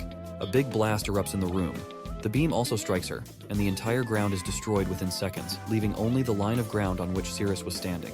Even Bella and Tyr are greatly impacted by the blast. After the fog dissipates, Cirrus sees that Neye is lying unconscious on the ground, believing he has won. Cirrus's system shows a cooldown of 20 seconds for the Divine Sword Descent. He then runs towards the altar, but is shocked to see that the magic altar is still active. He wonders why the magic altar hasn't been deactivated. Suddenly he hears Ney's voice asking if he thought he had already won, as she would never allow filthy humans to touch the demon god's blood. Cirrus notices that there are still 9 seconds left on the cooldown. He shouts back at Ney that he will end her in 9 seconds. But then Cirrus looks towards Bella and sees that her health is dangerously low, on the brink of death. Ney stands up, shouting that she won't let him have his way as long as she's still breathing. She challenges Cirrus to come forward and see who will emerge victorious, humans or monsters. Cirrus finds himself in a critical situation, torn between rescuing Bella and Tyr and continuing the fight for the demon god's blood. He prioritizes Bella and Mark, neglecting Ney. Cirrus swiftly flies towards the entrance to leave the room. Ney is momentarily relieved as they depart, thinking that humans are indeed foolish. On the other hand, Cirrus shouts at the map to open and find the shortest route to the exit, as he needs to get to the hospital as quickly as possible now. Just as he gets out of the room, he is attacked by monsters. Cirrus quickly gets ready to fight them. Until then, Bella remains unconscious, recalling her childhood memories. She remembers everyone laughing at her, mocking her appearance and questioning who would want to kiss her. Bella still longs to play the house game, but others sarcastically suggest she play the role of a gorilla instead. At that time, Cirrus was approaching her, and some children tried to warn him not to go near her, saying he would get infected and turn into an ugly freak. To their surprise, Cirrus slaps one of the boys. The scene shifts to the present time, where Cirrus easily defeats the monster with a swift body-slash attack. Meanwhile, in Bella's dream, the child who was slapped by Cirrus is crying. Cirrus tells Bella that the game isn't over yet, explaining that because he's a boy and she's a girl, he should play the dad, and she should play the mom. He promises to take responsibility for her. In the present time, after defeating the monster, Cirrus reassures Bella that she will be fine. Meanwhile, on Neya's side, she looks at the altar, realizing she needs to add more firewood to maintain the temperature and cannot allow it to decrease. So, when she had no other option, Ney decided to sacrifice herself for that cause. On the other side, Cirrus was battling monsters that stood in his way to stop him. Meanwhile, in the boss room, Ney shattered into pieces as she threw herself onto the altar as firewood. Before dying completely, she shouts to the holy demon god that she can no longer serve him personally. Meanwhile, Cirrus fights with the dragon monster and uses his sword to attack. But as soon as he defeated the dragon monster, his exploding garment divine sword disappeared. His system notified him that the enemy had been defeated and the weapon had returned to the system. The system indicated that the weapon would be available again in 12 hours. So Cirrus thought it didn't matter anymore, as they were almost at the exit. The scene shifts to the outside of the dungeon exit, where Cirrus and some of his teammates are shown. Everyone is overjoyed that they made it out of the dungeon alive. While Cirrus was thinking about how close he came to dying in the underground dungeon, he reflects that even his dragon scale armor was shattered, all because of that damned Cirrus. He speculates that Cirrus should have been defeated by the dungeon boss by now. Suddenly, someone sees Cirrus returning with Bella and Tyr in hand, and they inform Cyrus that Cirrus is alive. Cyrus is stunned by this news, and Cirrus looks very serious as well. Cyrus pulls out a sword from one of his teammates and shouts, questioning how Cirrus dared to follow them secretly and attempt to escape. He demands an explanation from Cirrus, asking how he could defy his orders and try to run away. As the captain, Cyrus declares that Cirrus has lost his qualifications to be part of the expedition team, and states that he won't consider using the guild's medical resources to prolong Cirrus's life any longer. Cyrus then shouts that he's going to make sure of it right then and there and prepares to attack. However, to everyone's surprise, Cirrus kicks Cyrus in the face and uses him as a stepping stone to jump forward, stating that he doesn't have time to waste on him. Cyrus appeared to be unconscious, while the others were shocked and shouting at Cirrus, questioning how he dared to attack their captain. One member shouted and informed everyone that it was serious because Cirrus had kicked the captain and caused him to faint. They needed to hurry and take the captain to the hospital. The scene then shifted to the guild hospital, where the ward boys were seen running with Bella and Tyr on stretchers, shouting about an emergency case. Cirrus felt relieved after ensuring Bella and Tyr were delivered to the hospital safely. He decided to quickly return to the dungeon because he was just one step away from obtaining the demon god's blood to cure the poison. The scene shifted to the dungeon where a red-colored substance was emanating from the altar. Gradually, it rose up and began taking the shape of a humanoid figure. Sadiel observed everything and wondered what kind of entity Boss Ne had summoned when sacrificing herself, as he gazed upon his transformed appearance. It seems like Ne was living under the identity of Bio in front of everyone, and they didn't know she was actually a girl. The red-colored substance formed into a dress-like shape, and a hand emerged from inside. As the hand emerged, the atmosphere grew intense. Feeling the sensation, Sadiel became tense and described it as a chilling feeling, as if she were being stabbed by countless needles into her bones. A monster with a human appearance emerged from the red substance and remarked that the scene felt very familiar, as if it were truly her own domain. When she first appeared, Azathoth had a boyish body but long hair like a girl. Sadiel, feeling the intense sensation, tensely tried to run away from there, thinking that the place was becoming too dangerous. Azathoth felt Sadiel's presence and approached the wall, pushing it with a finger.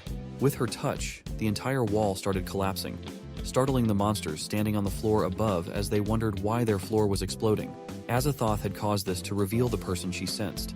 After falling, every monster was hurt and speculated whether Boss Ne had caused the collapse. However, one of them shouted for everyone to look up, pointing out that the underground dungeon had collapsed and they could now see the sky above. They speculated whether the collapse was caused by Boss Ne, but quickly dismissed the idea, realizing it required someone with greater power than Boss Ne possessed. While they debated, Azathoth interjected, stating that Ne was dead and that she now needed a servant. Hearing this, the monsters grew tense and debated whether they should escape or stay. One monster even approached Azathoth, stating that their lineage had endured over time due to their immense power, and they were willing to follow someone even more powerful than Boss Ne. Everyone else starts clamoring that they also want to serve, but Azathoth shouts that they are all too ugly and proceeds to destroy them. Azathoth declares that she doesn't want ugly minions. She then walks towards Sadiel, complimenting her appearance, and instructs Sadiel to look up and open her mouth. With tears in her eyes, Sadiel opens her mouth, and Azathoth pours her blood into it, instructing her to drink. After drinking, Sadiel feels a sudden change in her body, sensing a different sensation as if her body is beginning to heal itself. Azathoth approaches Sadiel and explains that Sadiel's body should be feeling very comfortable because her blood has the ability to repair all damage, fortify the immune system, and enhance strength. Azathoth adds that during the digestion process, it could bring Sadiel immense pleasure. Azathoth then tells Sadiel that it's getting dark and advises her to go find a clean room waiting for her. Sadiel, unsure of what to say, agrees by nodding her head. The scene then shifts to the guild's headquarters, where it shows Darren holding Cyrus's head. Darren, visibly furious, demands to know what Cyrus said about the mission failing. Cyrus apologizes to Darren and explains that if he loses his position as captain, Darren would have to take over and audit the remaining assets of the guild's investigation team. He urges Darren to come up with a solution to the situation.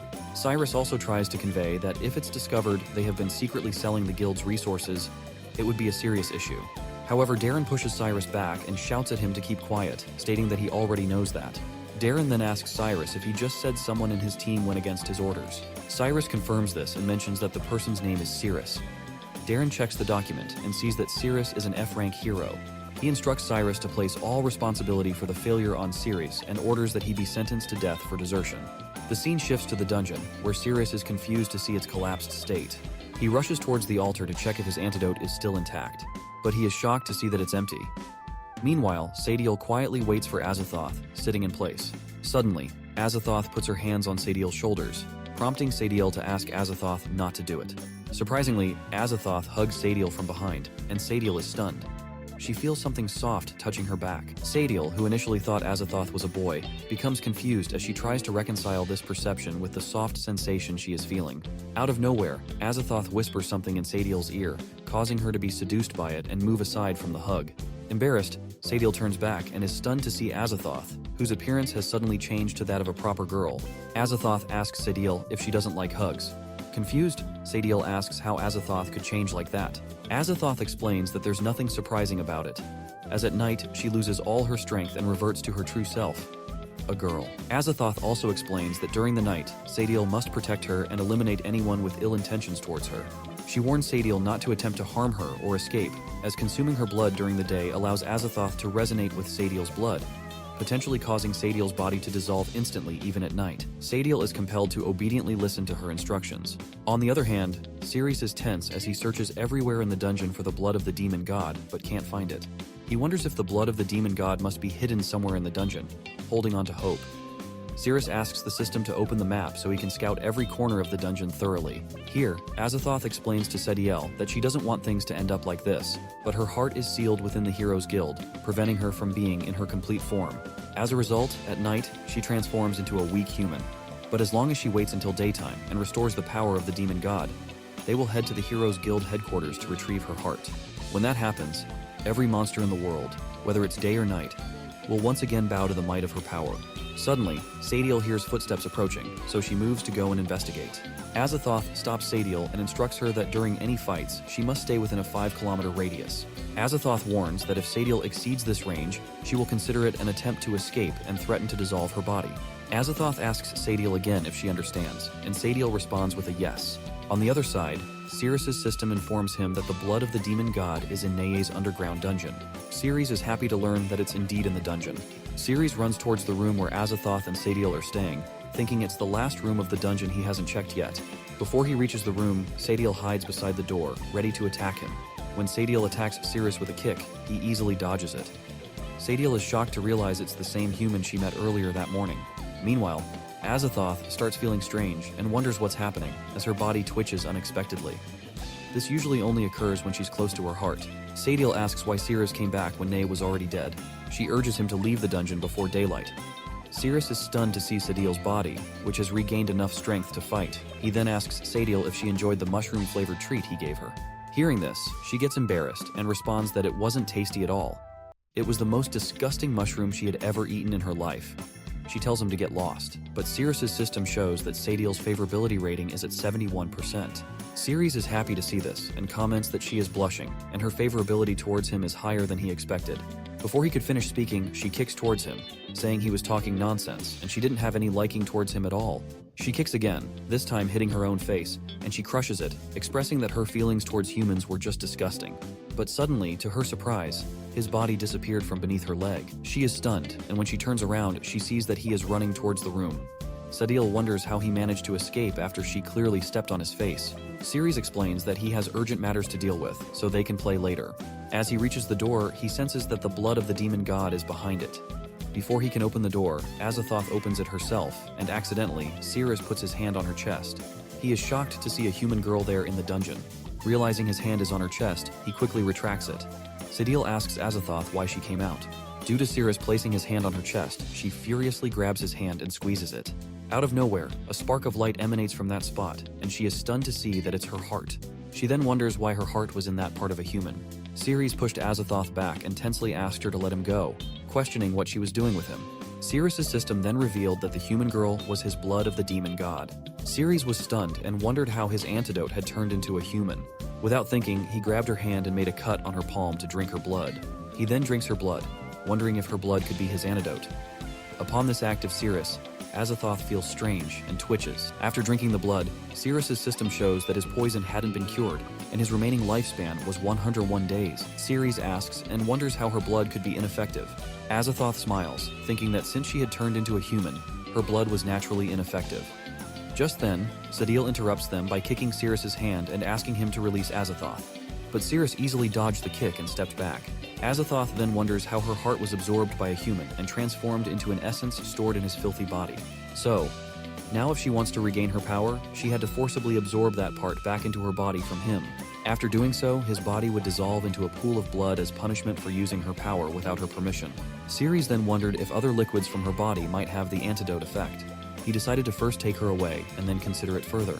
As he moved slowly towards Azathoth, to his surprise, something emerged from underground. It was actually a monster named Ghana, who was of boss level. Ghana happily shouted and shared with Azathoth that even from thousands of miles away, she sensed her presence, and the sensation bewildered her senses, stirring inside her. Ghana also mentioned that she had never removed the bell Azathoth bestowed upon her, proving her unwavering love for him. Ghana then asked Azathoth if she could devour her now, stating that after that, Azathoth would only belong to her.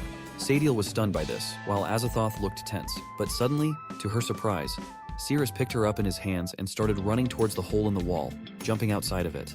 While jumping, he wondered how a boss-ranked monster could appear in the dungeon so suddenly, so he thought that he must take Azathoth to a safe place first.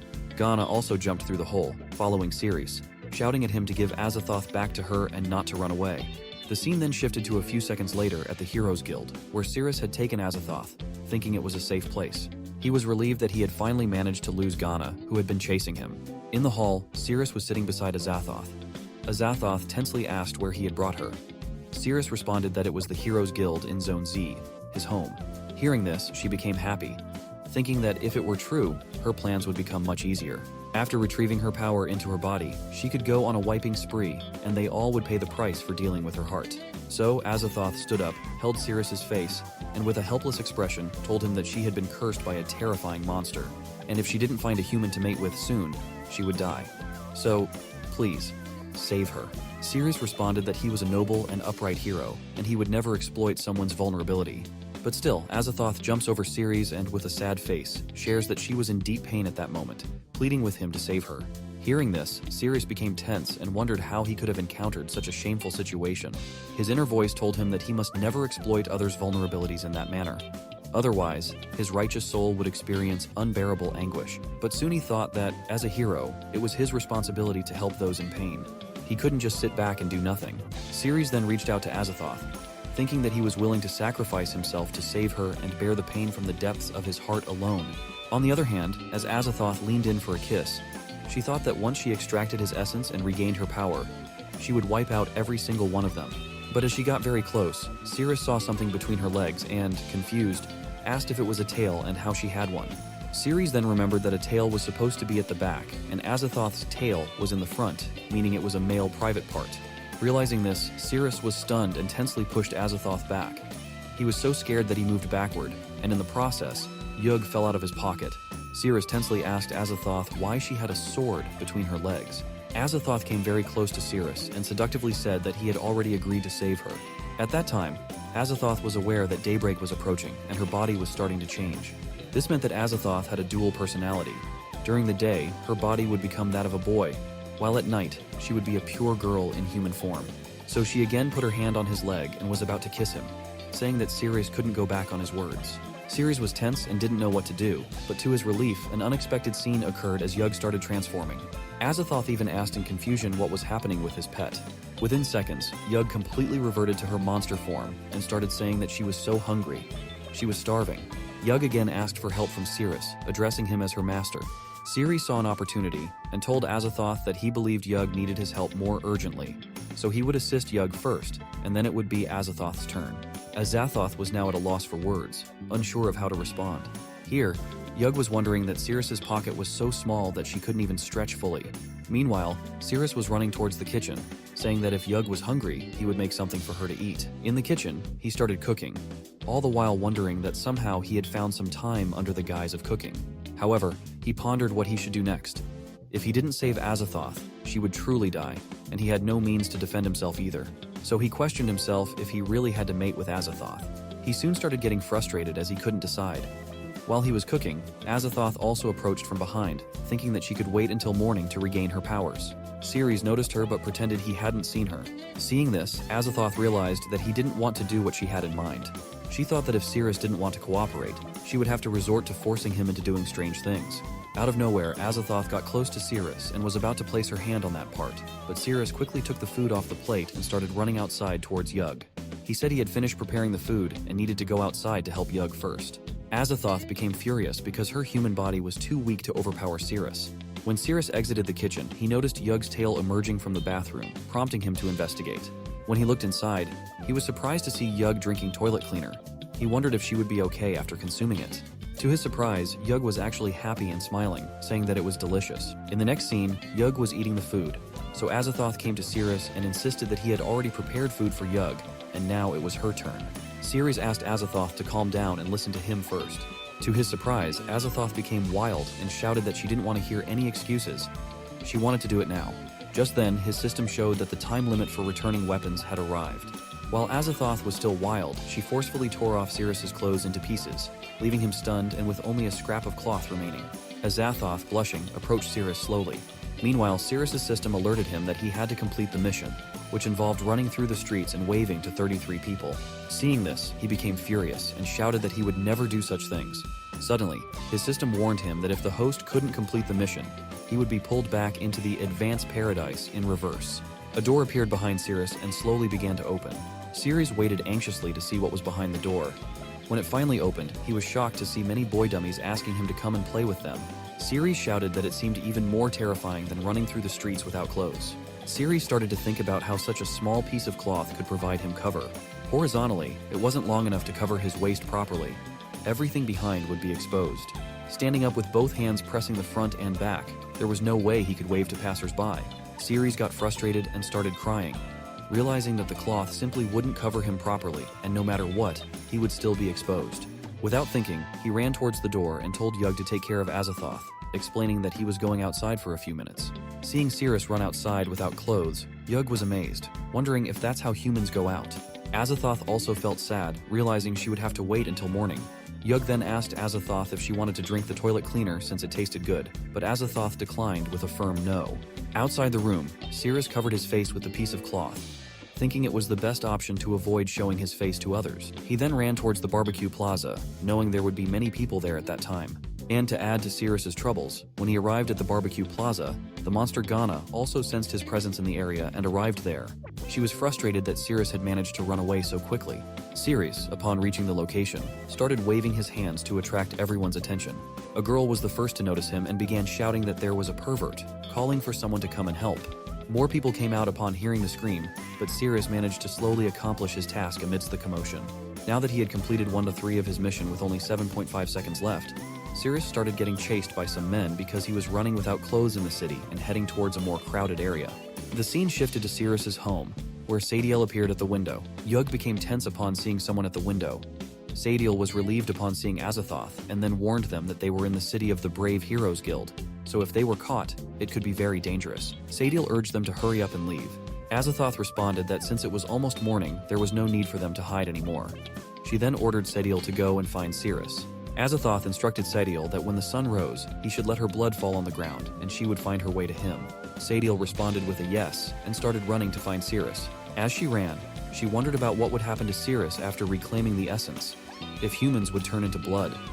This thought made her tense. Suddenly, she heard everyone shouting something, and when she looked down from above, she was shocked to see Cirrus running without clothes with some people chasing him. On the road, Cirrus continued to wave his hands at others, surprising the people who were chasing him that he was still greeting people despite being pursued. His system showed that he had completed 2/3 of his mission, which made him happy as there were only a few people left to greet. Suddenly, out of nowhere, a large spider monster appeared and attacked the people chasing Cirrus. Cirrus heard the sounds of destruction and turned back to see what had happened. He was surprised to witness the scene unfolding before him. Other people, upon seeing the monster, urged everyone to evacuate the area and called for reinforcements. On the other hand, Cirrus was confused about how a monster could appear at such a critical moment. Despite his confusion, he decided to confront and fight the monster. Cirrus asked the system to open up, but it informed him that during the weapon return mission, he couldn't use the system as everything was reset to the initial rank F. Upon hearing this, Cirrus was shocked and wondered what was going on. In the city, an announcement was made that a monster had been spotted, prompting everyone to evacuate. At the same time, it was shown that a boy named Sam had captured a piercing spider by holding its leg and was asking someone to give him a weapon. To his surprise, Cirrus approached and shook hands with Sam, congratulating him.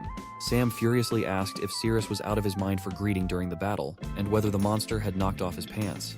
Due to Cirrus's incident, Sam lost his grip, and the piercing spider was about to attack him.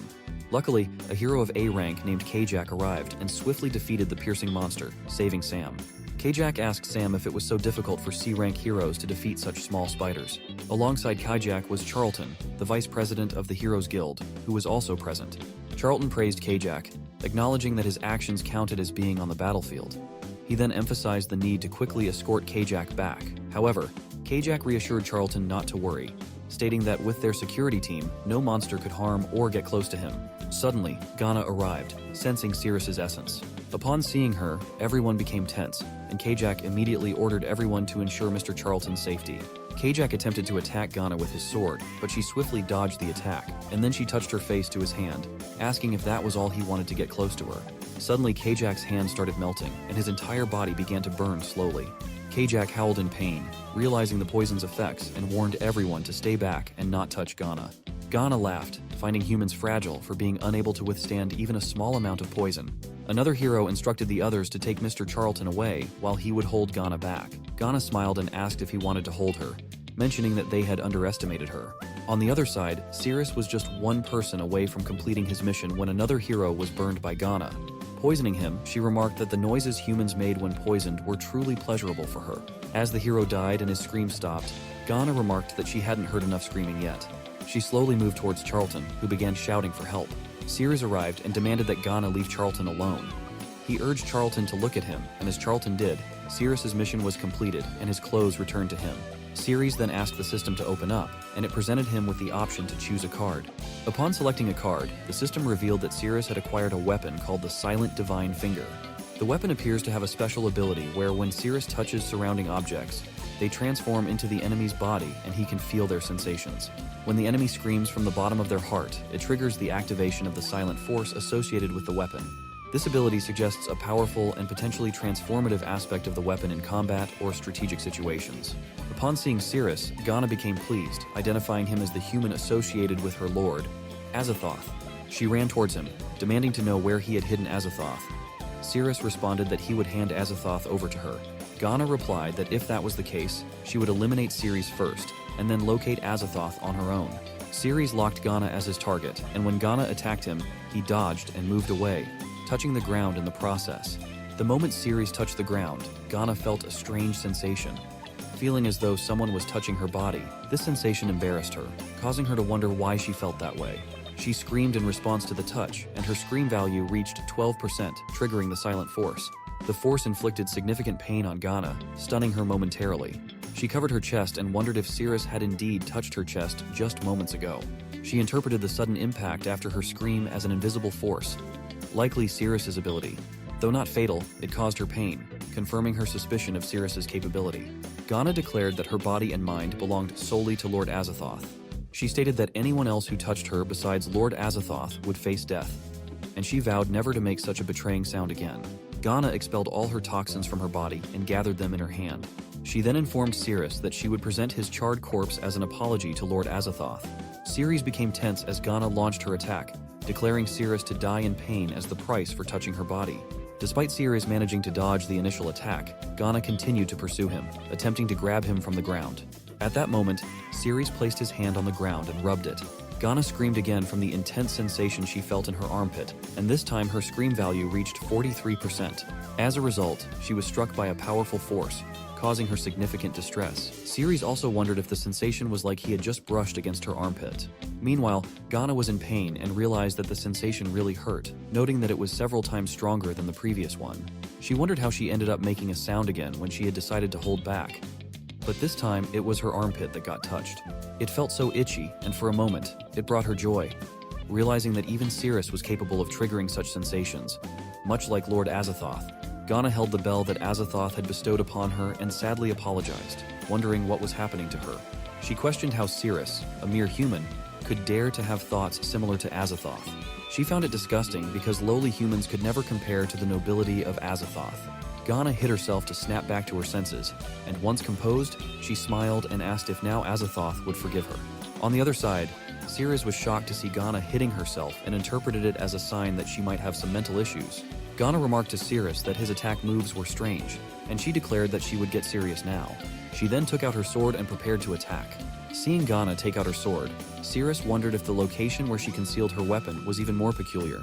He interpreted the situation, noting that the first time it was her chest, the second time her armpit against the wall, so logically, if he calculated based on the distance ratio, her next move would likely be aimed at his back. For some reason, Cirrus started running away, prompting Ghana to chase after him, shouting why he was running now when it was too late. She jumped at Cirrus to attack, but he managed to dodge the attack. Cirrus shouted that his agility was higher than hers, and he wouldn't let her catch him off guard. Ghana responded by acknowledging she knew, then threw a spider web towards Cirrus. He became ensnared in the web and struggled to escape by moving around. Ghana stated that he wouldn't be able to break free, and now he had to die. She went in for the attack, but just then, Cirrus managed to free his hand from the spider web and touched the ground. After touching it, he wondered if he was correct, noting that the sensation he was feeling was akin to touching the inner part of her thigh. Ghana once again felt intrigued and tense due to Cirrus's strange skill. This time, she put her hand over her mouth, determined not to scream. Cirrus attempted to tickle her more, but she remained resolute in not making a sound under any circumstances. She succeeded, with the scream percentage only reaching 1%, indicating the force was not very strong. Ghana was relieved and happy that she managed to hold back. realizing that as long as she didn't scream, she wouldn't be vulnerable to further attacks. When Ghana looked at Cirrus, she was surprised to see that he had escaped from the spiderweb and slipped away. To her surprise, Cirrus responded from behind that he hadn't said he was going to slip away. Ghana smiled, considering Cirrus's decision not to run away as a foolish move. She then placed something in her mouth while explaining that she had figured out all his attack moves, and the chance he had to escape just now was the only one. Now, she was determined to dominate him single-handedly. When she removed her hand from her mouth, it was revealed that she had covered her mouth with spiderweb. Her idea was that by sealing her mouth shut with spider's web, she wouldn't make any screaming sounds, rendering Cirrus's attacks useless against her. Cirrus asked Ghana if the spot she felt was on the inner part of her thigh, right? Upon hearing this, she became embarrassed and frustrated, thinking Cirrus was a disgusting human paying such close attention to her body. Cirrus understood from her silence and explained that after locking her up, he arranged everything according to the proportions of her body. He then said that next up was the battle where one side completely overwhelms the other, and he would launch a fierce attack on her body to find the sensitive spots or points that would drive her crazy. Ghana then thought that his attack had been anticipated by her, so no matter which part of her body was attacked, she wouldn't scream. Cirrus rubbed his hands on the walls. Ghana knew it was coming, so she somehow endured it and didn't scream. Cirrus was also surprised to see that there was no reaction at all. Meanwhile, Ghana was tense, realizing that the feeling was completely different from before and seemed to be coming from the bottom of his heart. But somehow she held back. She still talks about Lord Azathoth as if the feeling were from the bottom of her heart. But she endured it and didn't betray Azathoth. This level of pleasure still couldn't be compared to Azathoth. Cirrus again rubbed his hands on the walls and then rubbed them together, asking Ghana to enjoy it. Ghana was getting seduced and wondered why the feeling directly rushed into her mind. On the other side, Charlton was noticing everything and saw that the female monster started to wriggle again, which was amazing. Charlton wondered what kind of trick it was that made the female monsters emit those moaning sounds, and he also wanted to learn that technique. On the other hand, Ghana wondered how Cirrus was able to do it, as the feeling was coming from the bottom of her heart, and it's so intense, like she had never felt before. Suddenly, she noticed that the images of Lord Azathoth were starting to blur in her eyes. She became determined not to let it happen, as she must stop everything. There couldn't be such thoughts anymore because she belonged to Lord Azathoth, and she needed to compose herself. Cirrus was also shocked to see that Ghana still hadn't made any screaming sounds, as it seemed the excitement wasn't enough yet. Ghana then infused all the toxins from her body into her weapon and rushed towards Cirrus to attack, thinking that she wouldn't fall down easily. Seeing her approach, Cirrus moved closer to the wall and rubbed his hands together, inviting Ghana to appreciate his skills. This caused Ghana to tremble again and wriggle on the ground as she endured it. She became tense, feeling overwhelmed by the intense sensation, unable to move even a bit. So she thought that she had to eliminate Cirrus quickly. Otherwise, Lord Azathoth would disappear from her heart. With determination, she threw her sword towards Cirrus to strike him down, but Cirrus somehow dodged the attack. Ghana already anticipated that Cirrus would dodge it, so she released the toxins from her sword when it was close to Cirrus. She thought Cirrus wouldn't be able to dodge the toxin in such a cramped space. And when the toxins cleared from the space, Ghana realized that at such a close distance, Cirrus wouldn't have had a chance to escape. Now that his entire body was surely tainted with her toxins, there was no doubt he would perish. Suddenly, to her shock, she heard Cirrus's voice saying that just like the spiderweb trick she used on him earlier, deceive and strike, he wouldn't fall for the same trick again. Looking up, Ghana was amazed to see that even in that situation, Cirrus had managed to jump onto the rooftop. Cirrus then shouted that now it's his turn, and he jumped off from the rooftop into the cramped space, rubbing both his hands on the walls from above to the ground. As Cirrus descended, Ghana felt a much stronger sensation, intensifying with each passing moment. Ghana tried to hold on as the sensation was supposed to end in a few seconds, but due to the height of the walls, the sensation persisted longer than expected. She became tense, realizing it hadn't ended yet. She was thinking that everything had happened in a flash last time, so why wasn't it ending this time? She hoped for it to end soon. But now her limit was reaching its end, and finally, before screaming, she apologized to Lord Azathoth as she couldn't hold on anymore. She screamed with all her power, and Cirrus's system showed that the scream value was 100% this time. Even the locket that Azathoth had bestowed upon her got broken, causing a powerful blast in the surrounding area of Ghana. In the blast, the force depleted Ghana's magic energy slowly until her magic value reached 0. She transformed into a mini spider. Cirrus's system returned the weapon, indicating that the enemy had been defeated, so it was retrieved. Cirrus walked towards Ghana and picked her up in his hand.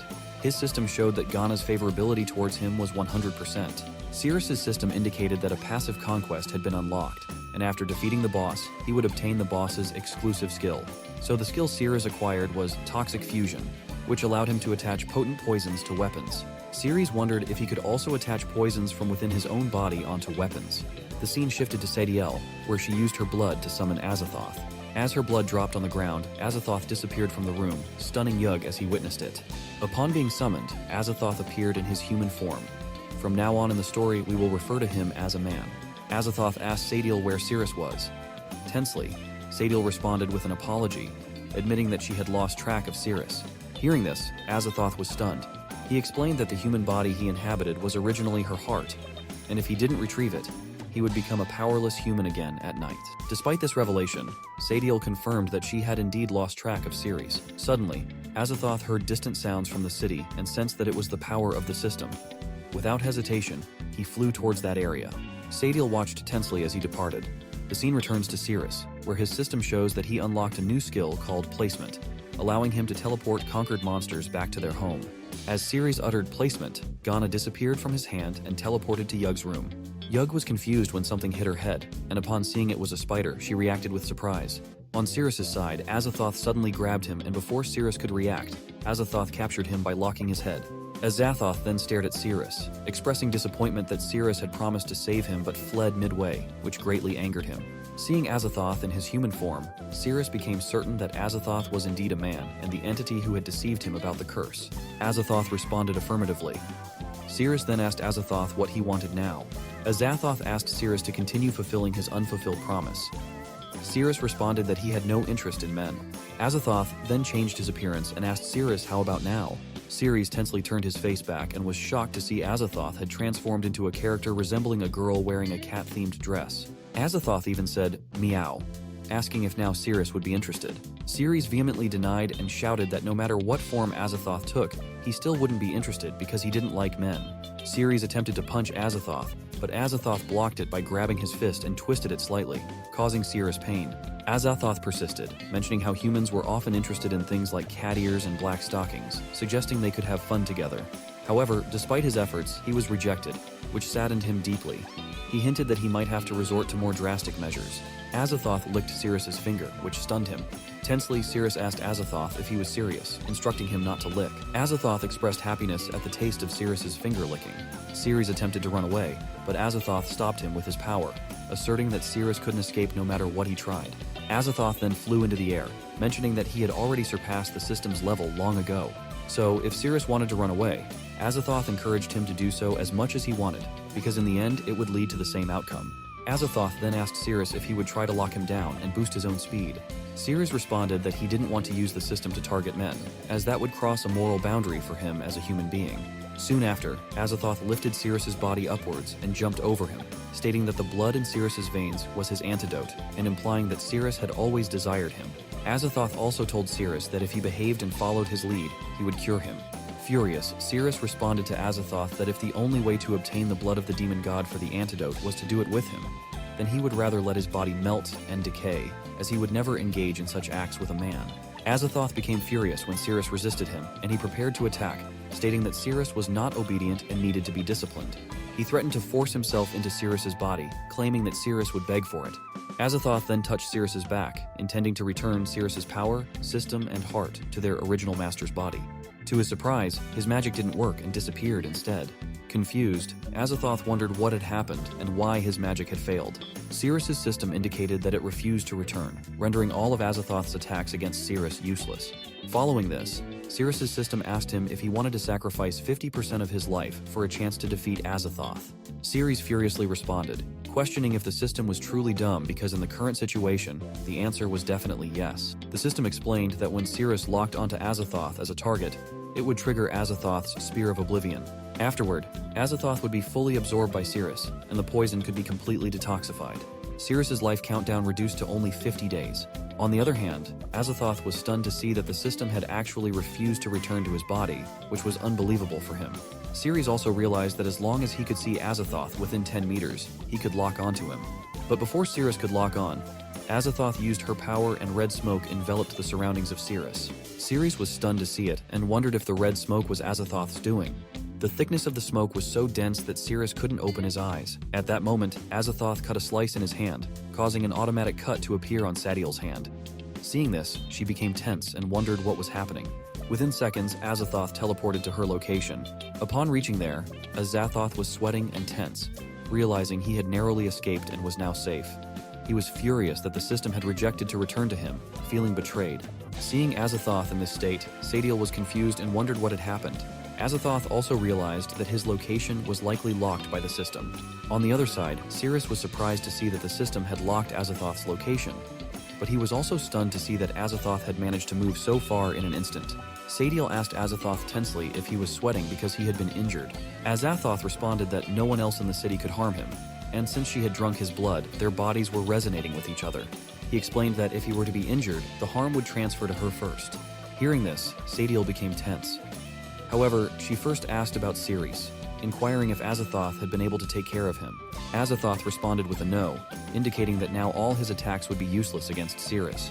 Sadiel reacted differently and asked Azathoth if what he was saying was true. Azathoth, in turn, asked her if she was happy that Cirrus was still alive. Sadiel responded with a no, expressing her dislike for Cirrus, and suggested that if Azathoth couldn't harm Cirrus, they should return to the dungeon. Azathoth responded with enthusiasm, saying no, as he had been with the system for thousands of years and knew it well. He acknowledged that his attacks were rendered useless against Cirrus, but he noted that pleasure didn't fall under the category of attacks. Therefore, he believed he could still bring Cirrus pleasure until it led to his demise. Azathoth explained that the system had difficulty selecting a host with a compatible symbiotic body, so once Cirrus died, the system would only be able to choose him. He added that once he turned back into a human, the system wouldn't be able to locate his location. Azathoth then ordered Sadiel to go and find Cirrus again during the nighttime. Azathoth asks Sadiel whether she has learned the transformation magic yet. Sadiel responds with a yes, so Azathoth asks her to try it on him. While Sadiel was performing her transformation magic on him, he shared that at night he would lose all his magic, so he had to rely on her to maintain his transformation. After the transformation, Azathoth turned into a girl character again. Azathoth was happy because it wasn't bad, and with the transformation, Cirrus wouldn't be able to recognize him. He also assured her that humans always like to do things like heroes saving beauties, so let Cirrus play the hero once. Then he could make a reasonable move and find an opportunity to push Cirrus over. Sadiel confusingly asks Azathoth if he could really wipe out Cirrus in a pleasurable way. Azathoth responds with a yes and asks her how she thinks he died. This implies that Azathoth also died due to a girl giving him pleasure. And whenever Azathoth remembered that he was abandoned by the system, he would become very furious, shouting and asking why the system rejected him. He couldn't understand what was so good about Cirrus. On the other side, Cirrus was wondering that he only had 50 days left to live. As long as he found Azathoth within that time period, he could cure himself and survive. Since time was of the essence, he needed to hurry. Suddenly, his heart started acting abnormally again, and Cirrus realized that the poison in his body was acting up. This time, it affected his feet, as he felt a burning sensation in his little toe. He fell to the ground, howling in pain, and slowly fainted. Seeing this, Charlton ran towards Cirrus, wondering what had happened. The scene then shifted to some time later when Cirrus woke up and saw that he was in a hospital. Even the ward boy, seeing him awake, got happy and shouted to his underling to go and inform Mr. Charlton about this. Cirrus asked the ward boy who had brought him to the hospital. The ward boy responded that it was Mr. Charlton, the vice president of the guild, who brought him there. Hearing this, Cirrus was surprised. Just then, Charlton entered the room. Charlton then asked Cirrus if he remembered saving his life, the fat guy who was surrounded by a big piercing spider. Cirrus recalled the face and responded with a yes. Then Cirrus asked how long he had been unconscious. Charlton responded that he had been unconscious for 13 hours. Hearing this, Cirrus was shocked and asked if it was really that long, as it seemed his body had been drained from fighting for so long. Mr. Charlton apologized for his impatience and oversight, expressing hope that he hadn't disturbed Cirrus further. Seeing Charlton's sincerity, Cirrus asked if there was something the vice president needed from him. Charlton responded that he had witnessed Cirrus' battle with the female spider monster and was impressed by his exceptional magic. Cirrus then asked what the vice president wanted. Charlton shared that as men grow older, some abilities tend to decline and they lose interest in certain things. However, he saw Cirrus' battle and found it very impressive and intriguing. He expressed that if he could learn Cirrus' abilities, it would surely rejuvenate him and help him escape the suffering of the past 10 years. Cirrus still didn't understand what the vice president actually wanted to say. Charlton pleaded with Cirrus to teach him the magic and accept him as his disciple. Cirrus was shocked to hear that the vice president of the Adventurers Guild wanted to be his disciple.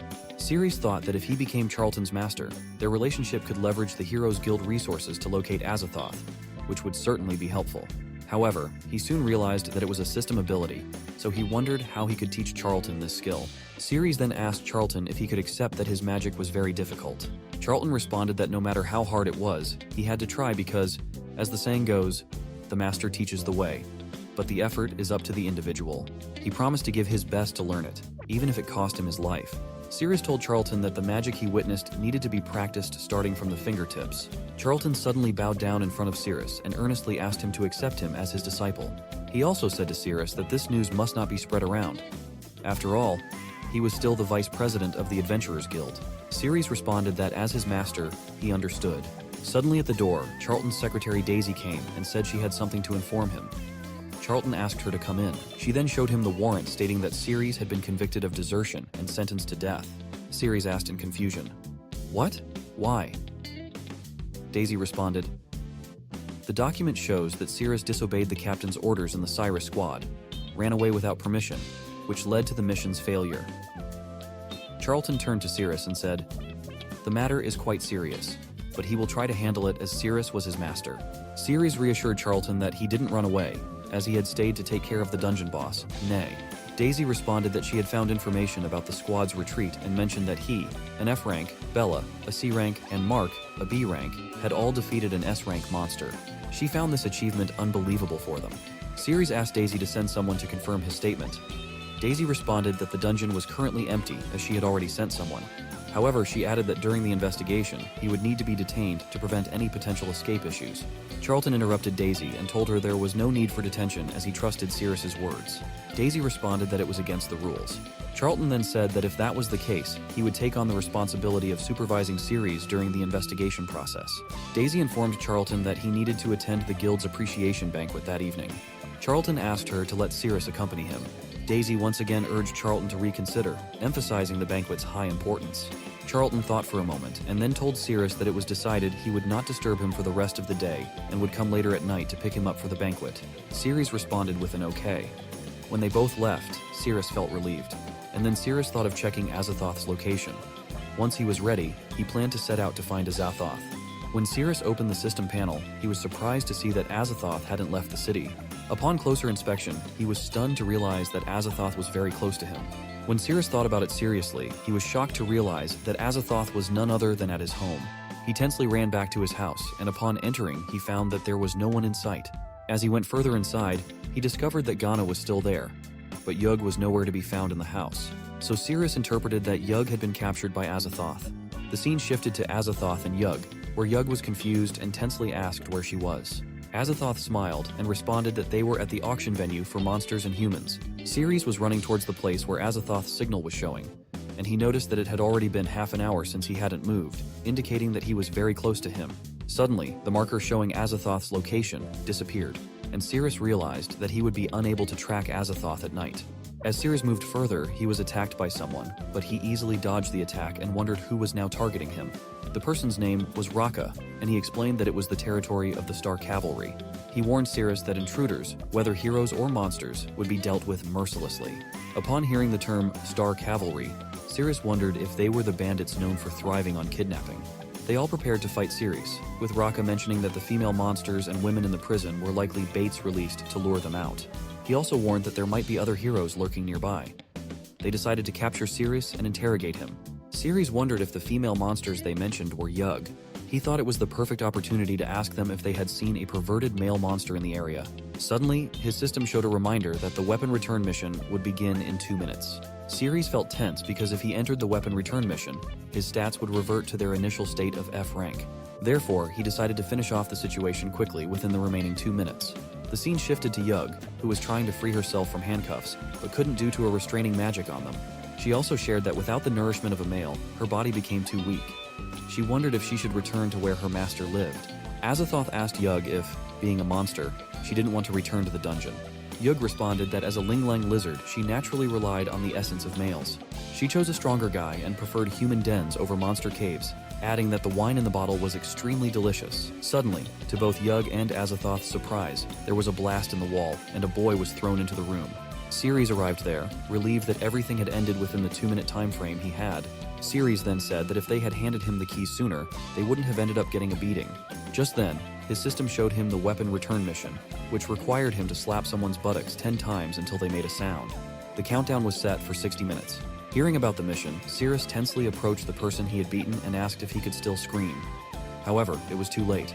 the boy had already fainted. Cirrus realized that he shouldn't have hit so hard. Azathoth asked Cirrus to save them, but Cirrus hesitated, realizing they were in the outskirts where monsters could appear at any time. Without the power of the system, it was very dangerous. He decided to focus on completing the mission first. He unlocks Yug's handcuffs and slaps her on the buttocks, causing her to scream. Seductively, she asks what he is doing. Cirrus responds that to ensure their safe departure from the place, he needs to spank her butt, so please don't resist. Azathoth smiles and thinks to himself that Cirrus definitely wasn't a good guy. Dealing with this kind of person, all he needed to do was flirt with him a bit. Cirrus would fall for it. Azathoth couldn't believe Cirrus would come up with such an absurd excuse just to take advantage of her. Azathoth, now a girl in front of Cirrus, asks him to unlock her too. She assures him that as long as he saves her, she doesn't mind if he spanks her, and she is even willing to offer herself to him. So Cirrus agreed, but the moment he unlocked the handcuffs, Azathoth jumped towards him and hugged him, crying. She told him that she had been violently kidnapped and brought there. She was so scared because they had threatened to sell her to goblins. Azathoth also told Cirrus that now that he had rescued her, she would be all his. The moment she said that, Cirrus spanked Azathoth's buttocks, but she didn't scream. Seeing this, Cirrus tensely asked why she was not making a sound. Azathoth gets close to Cirrus and strangely asks him to do it again. Cirrus tensely considers denying her request, but before he can respond, his system shows that because Azathoth didn't make a sound, he had been frozen for 5 minutes.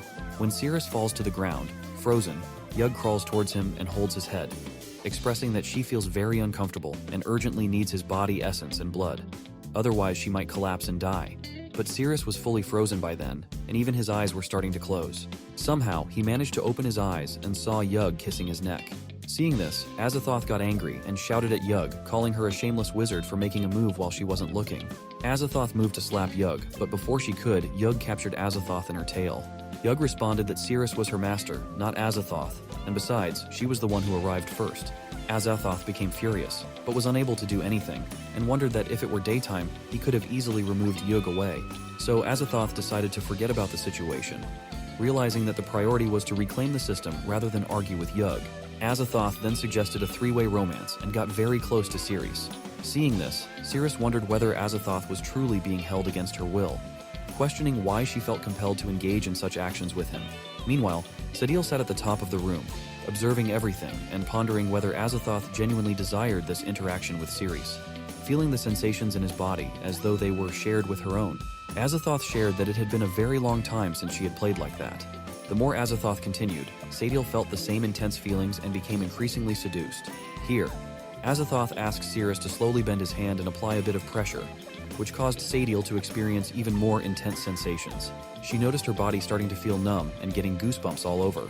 Azathoth then reaches for Cirrus's main part, causing Cirrus to tense up and hope she wouldn't touch that area. Meanwhile, Sadil began to feel as though she was holding something in her hands. Suddenly feeling the grip, Cirrus recognizes it as familiar, and upon closer inspection, realizes it's none other than Sadil.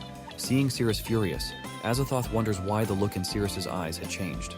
Azathoth realizes that it's the technique he used inadvertently, which means he has been exposed. Tensely, Azathoth calls out to Sadil.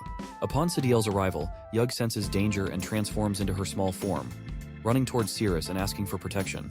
Azathoth asks Sadil to quickly take him away since he has been exposed. Sadil agrees and prepares to act. Cirrus was stunned to see that Azathoth had actually transformed into a girl to get close to him, and he realized he was lucky to have figured it out. However, since he couldn't use the system's abilities, there was no way for him to chase after Azathoth. By the time Cirrus recovered from being frozen, Azathoth had already run away far ahead. Cirrus decided to focus on completing his mission first, planning to pursue Azathoth once he regained access to the system. However, in the future, especially at nighttime, he resolved to be cautious of anyone of the opposite sex who approached him. The scene then shifted to a Z security gate where Daisy, Cyrus, and his teammates were waiting for Cirrus. Upon seeing them, Cirrus became confused as to why they were there. Cyrus came close to Cyrus and showed him the warrant, stating that he was being arrested for desertion and needed to come with them. To Cyrus's surprise, Daisy intervened and explained that she was Vice President Charlton's secretary. She informed them that they had investigated the new dungeon and found it empty, contradicting the accusation against Cirrus. She also shared that the process of revocation had already begun, so they couldn't arrest Cirrus now. She explained that Cirrus was scheduled to attend the guild's appreciation banquet later. Meanwhile, Cirrus was counting the number of members Cyrus had with him. But suddenly, Cyrus furiously slapped Daisy, shouting that she was clearly lying because only captains of A rank and above were allowed to attend the appreciation banquet. He accused her of falsely claiming to be the vice president's secretary. Cirrus also yelled that he was the president himself and ordered her to get lost. Cirrus then threatened Daisy, saying if she continued causing trouble, he would throw her into the interrogation room with Cirrus. Cirrus told Daisy to go and ask the vice president for authorization and to bring the revocation notice to rescue him, as he believed Charlton would surely help. Cirrus also asked if she could do it in 20 minutes. Daisy responded that 10 minutes would be enough. Cirrus praised her for that and said he would make them apologize by punishing them severely. The scene then shifted to the interrogation room, where everyone stood surrounding Cirrus. Cirrus asked Cirrus if he remembered how his right hand got injured. Cirrus remained silent, not responding. Cirrus reiterated that he had bravely led his team into battle against the monster Nay. However, Cirrus had attacked him from behind to escape, which gave Nye an opportunity to attack, resulting in the deaths of most of his team members. Cirrus explained that he sacrificed his right hand to save the lives of the remaining team members. Cirrus then furiously asks Cirrus whether a coward like him deserves to live or die. Cirrus responds that a coward who runs away when facing the enemy deserves to die like an animal. Hearing this, Cirrus becomes furious because he realizes Cirrus is implying that he himself is a coward. Cirrus asks his teammate to bring the hammer to the table. At that moment, Cirrus was wondering that 10 minutes had already passed, which meant the secretary should arrive soon. However, the problem was that he still didn't have access to the system, so he had to endure the situation for the time being. Suddenly, to his surprise, Yug calls to Cirrus. Confused, Cirrus asks what she means. Yug explains that Cirrus couldn't harm him because she had absorbed some of his blood essence, which had restored a bit of her magic power. This was more than enough to endure human torture. She also makes a deal that after they get back home, he would have to repay her twofold. Suddenly, Cirrus hits the hammer on the table near Cirrus's hand, making Cirrus tense. Cirrus asks Cirrus to pick a finger they should start with, or if he prefers, Cirrus will choose one for him. Just as Cirrus is about to strike, one of his teammates interrupts, saying it's not a good time because the vice president's secretary has arrived with the revocation notice for Cirrus. Seeing the notice, everyone became tense and found it hard to believe that the girl was truly the secretary of the vice president. Even Cirrus was shocked and wondered how an F-rank hero could possibly have contact with someone at the vice president's level. So one of the boys asked if they should release Cirrus, as using torture after receiving a revocation notice was illegal. Everyone prepared to release Cirrus, but Cirrus told them to stop and asked them to bring the notice back to him after half an hour. As he hadn't received any revocation notice yet, Cirrus claimed he didn't know anything about it. Cirrus became furious at Cirrus's actions, while Cirrus, with a determined expression, shouted that Cirrus must pay the price. Outside of the interrogation room, Cirrus's teammates shared that their captain hadn't come out yet and they didn't have permission to go in. Daisy asked them to step aside as she would go in by herself and show the revocation notice. He responded to Daisy again, stating that it was the interrogation room and she didn't have the right to come and go as she pleased.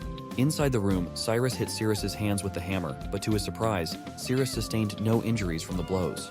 So Cirrus wondered what had happened, as there were no broken bones, no bloodshed, and not even a scratch on Cirrus's skin. Outside, Daisy was arguing with the guard. Suddenly, out of nowhere, Charlton arrived and asked the guard if he had the right to enter the room. Seeing this, the guard became tense and moved away from the door. Charlton kicked the door open, and upon entering, he saw Cirrus about to hit Cirrus with a hammer. Cirrus was stunned and tensely asked why the vice president was there. Charlton showed the notice and explained that it was the revocation notice for Cirrus's arrest warrant, instructing them to release Cirrus immediately. Cirrus tensely dropped the hammer and agreed to release Cirrus. Then they released Cirrus, and Charlton explained that as a captain, Cirrus had abused his power by torturing a subordinate. Charlton warned that if the matter was investigated, Cirrus would likely be stripped of his captaincy at minimum. Cirrus, feeling scared, responded that he hadn't received the revocation notice, which was why he had taken action. Cirrus also mentioned that his teammates could testify for him, but surprisingly, none dared to do so because they didn't want to offend the vice president. Charlton furiously asked what Cirrus had to say now, leaving Cirrus speechless. Cirrus was also wondering what to do next, considering he could only go and ask his brother for help. Cirrus stood up and said he could testify that Cirrus hadn't seen the revocation notice, and he wouldn't pursue the matter of Cirrus arresting him. Cirrus then insisted that Cirrus and the others should bow and apologize to the secretary. Confused, the secretary wondered what Cirrus was doing. The scene then shifted to a few minutes later, where everyone from the Crusade Squad was bowing down in front of Daisy. Cirrus stood with a stick in his hand. Everyone apologized to Daisy, while Cirrus furiously remarked that they dared to treat such a beautiful secretary rudely, and then started hitting everyone in their butt with sticks. When everyone was screaming in pain, Daisy, seeing it, was blushing and smiling, thinking about Cirrus.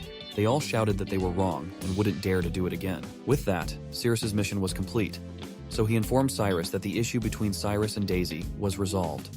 Hearing this, Cirrus tensely asked what Cirrus meant. Ceres furiously grabbed Cyrus's hand and demanded that they settle their matter now.